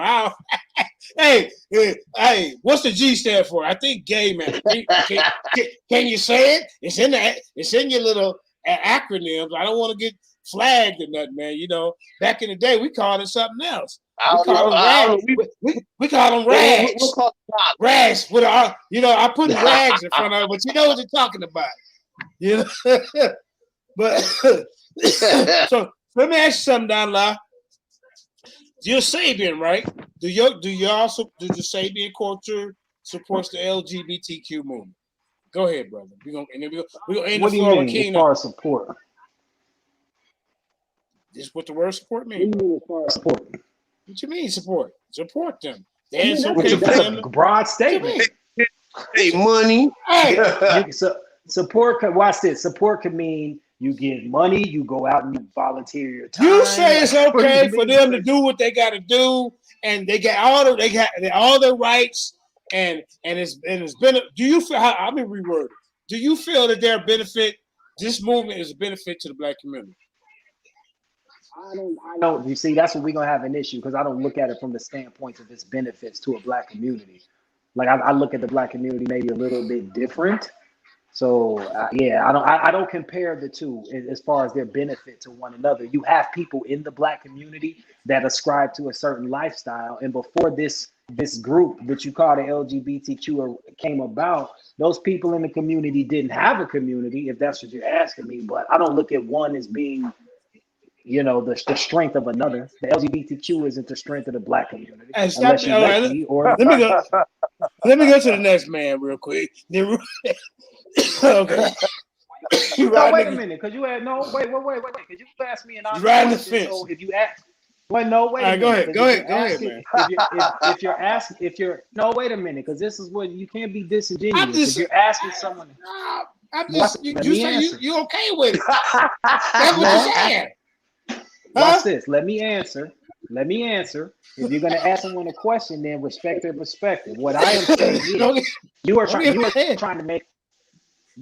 to make the LGBTQ community synonymous with the black community, saying does it affect the black community in a positive way? I'm trying to say it doesn't have anything to do with that. You're talking about a community that arose to protect people who are being disenfranchised and being oppressed. And if you want to deny that that was happening, that's another argument. But the reality is there were a group of people in this country who were being treated badly because of their lifestyle. Inquiring mind, is it moral for two men to be together? Yes or no? Yes or no? Man on his own. No, it's not a yes or no answer. It's a universal code. It's a natural law for a man to be with a woman, a lion woman to be with a lion man, and this dude want to say he don't want to tell the truth. So you and I can get it. You're going to ask. Okay. Hold on. So let me answer the question. So I'm asking one more time: is it okay for two men to be together? Because this is what these non-believers believe, bro. It's okay. They have every right. It's okay. Spreading AIDS is okay. Non-reproducing in the community is okay. It's okay to be gay. And then look, you can't even say nothing about them. They can come on my post and talk shit to me. Yeah, hey, you better call that okay. godless. So watch this, Jeremiah. Watch this. You defending them. We got you. No, it ain't got. But watch this. If that's how you want to read it, then I'm completely fine with that. Because at the end of the day, what I do believe as a man is you put two men together. I say every man on his own has the right to do whatever he wants to do with his life. That's his choice. Your God gives him that choice. So for you to step in and then take that choice from him, that's wrong of you to do. Now, if that man wants to come to your religion, if that man wants to come to your community and subscribe to your community, then that's one thing. But for you to step outside your community and go police the world and tell everyone what they can and can't do, God didn't call you to do that, brother. Yeah, he did. You know what? He said goddamn abomination. He called you to deal. He called you to deal with the Israelites. So how about this? So is it moral in your eyes? Now I'm gonna individualize it for you. Is it moral and okay in your eye for two men to be together? It's either yes or no. Ain't no all this other shit. I say no. It's unnatural. Morals, Jay. I would say it's moral because they have a foundational a system of beliefs, but there's good morals and there's bad morals. I would not call those good morals. You can't take those morals all around the universe and everybody consider that good. You know, the Israelite morals are good morals all around the universe. If you laugh in Japan, China, on the moon or in the damn ocean, it's bad. Likewise with murder, stealing, and everything else that we have said was bad. You dig? You know, so they have a moral, they have a system, you know, an established foundational system of beliefs, but it's not good. Damn right it ain't, man. And like I said, it's detrimental. Look, watch this. It's detrimental. Watch this. It's detrimental to the black community, bro. Now, that's my take on it. Don, I'll get the last word and then move it for the play the song. Go ahead, Don. I will say on all of this, I will conclude this by saying when you are dealing with religion, when you are dealing with cultures that have a preconceived notion of what is right and wrong, you have the right to live your life according to those preconceived notions. You have a right to separate yourself from anybody you feel like. Let me finish. You have a right to separate yourself from anyone you feel like is not living up to the moral code of your religion. But what you don't have the right to do is step outside of your religious beliefs, your communal beliefs, and go to other communities and dictate to them how those people are to live. I don't take the stance and judge people according to how they live. I just make sure I'm living in a way that I deem to be righteous. But I'm just finishing. You said Don Lock and finish. Let him finish. So what I'm going to say is he supports the LGBT community. If that's the position, then fine. Is it a yes or no? Do you support the community? Okay, guess what? See, this with the old straddle fence ass guys. Do you support the LGBT or not? Yes or no? So you got me. It's 2 men. It's okay for 2 men to be together. Yes or no? Be a man and answer. You got me on this debate thing. Now you said I was well read 2 minutes ago. Now you're telling me I lack manhood. That's amazing because you and your emotions. Okay, you don't want to answer the question, bro. Okay. Whatever, man. Go ahead. I thought Don Law got the last word. Yeah, bro. Yeah, you got it. Go ahead, man. I thought Don Law got the last word. You can. Why is the disrespect starting now? There ain't no disrespect, bro. Don't start. Okay, that, then man. Let's keep it respectful. Okay, respectful is yes or no. You can't be honest. And it's I'm not. done questioning. I'm not. Watch this. Okay, well, then, do I get the last word or not? I can get off here. That was your word as a man, as an Israelite. Do I get the last word, or you gonna keep jumping in based on your emotions? Let him have his last word, Jay. So I'll say this: if I get the last word, as far as information goes, I enjoyed the debate. I think the brother brought great information, but I think y'all should stay out of judging people's lives. Focus on your life and making sure that you're living according to what your God told you to do. Your ancestors did not go around the world telling everybody how to live. They just made sure that they lived in accordance to the way their God told them to live. And I will leave on that note. Good, because you sit on the channel every day and they talk about the Hebrew Israelites and you don't say shit. Hypocritical ass nigga. Now what? You just got your ass smoked in this goddamn debate. I told you don't come in here with this nonsense. Now, I ain't being nice to nobody. And then I ain't being nice to none of these atheists or none of them that come in here, they want to clown our God. It ain't finna happen. They could be mad at 7,000. Debate over. Hold up, debate over. Hold up, Terry. Debate over. I gave him all the respect during the debate, but when the debate afterward, I'm coming for you, bro. And you want to sit up here and push this LGBTQ bullshit on our people, this atheist Negro pen bullshit on us? You damn right I'm gonna come for your goddamn neck. With that being said, hey, King Naga, get them line with the dragon wings in here. Congratulations on smoking this dude, man. Don't ever try to come against the Israelite culture ever in your life. That being said, we finna ride out with lions with dragon wings. Hey, King Naga, get it in, huh?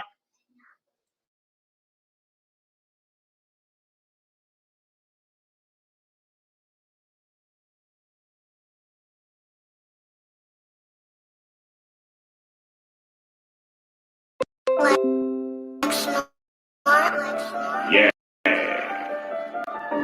Lions didn't know you heard me. Long times past.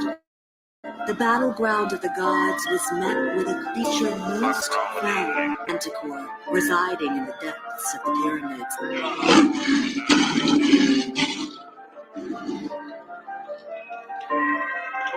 These niggas want smoke, so I'ma blame that whole set. You're over talking shit, but look at you is not a threat. Spit this dinner, put a mic and hit you with that kiss of death. Yo, no naga is the truth, that's why you bitches upset. And I'm a 9-4 naga. Fuck talking nice and shit with me is all sight. I put it in your fucking life. You're over talking toughness up aside. King Naga, all this Tyreek Benza, y'all just bitch gods, and my bitch is God. Take shots at all your partners, cause they winning this fraud. Attention whore, you place the X on yourself, you win sign, yeah. You pussies don't want it in the jungle with these lions and dragon wings. Lion with dragon wings. I'm a lion with dragon wings. Lion with dragon wings. I'm a lion with dragon wings. Lion with dragon wings. I'm a lion with dragon wings. Lying with dragon wings, brighter spit flame. You and I stick together, so you call us a cult. See, you the type of nigga told on the revolt. I'm in the swamp with the ninjas coming back for your throat. Call me wine, same Milo. Just bombed on your ass, nonchalant though. You know nothing about our culture, you are. Cause you the vote you are. Should've stayed in your roster lane. This is not a game, I'm taking aim to bust this roster brain. Now the man that call a grind and spit flame. These niggas lame, I put that on my nigga dang. We are not the same, cause you niggas still stuck in some mental chain. Lying with dragon wings. Lying with dragon wings. I'm a lion with dragon wings. Lying with dragon wings. Lying with dragon wings. I'm a lion with dragon wings. Lying with dragon wings. I'm a lion with dragon wings. Brown and spit flames. You don't want no war with us. Man, 'cause now I don't stop. We don't get tired, you heard me? We gon' keep bombing. Every time y'all send shots, we gon' send 10 more back y'all way. You heard me? I've been doing this shit ever since I was down with Triple Trade. But that's still my niggas, you heard me? And I'm still doing this King Naga shit. And ain't never one of y'all gonna stop me. You don't want to be. All you want to do is try to rap. But you're whack at that shit too. Huh? I'm a lion with dragon wings.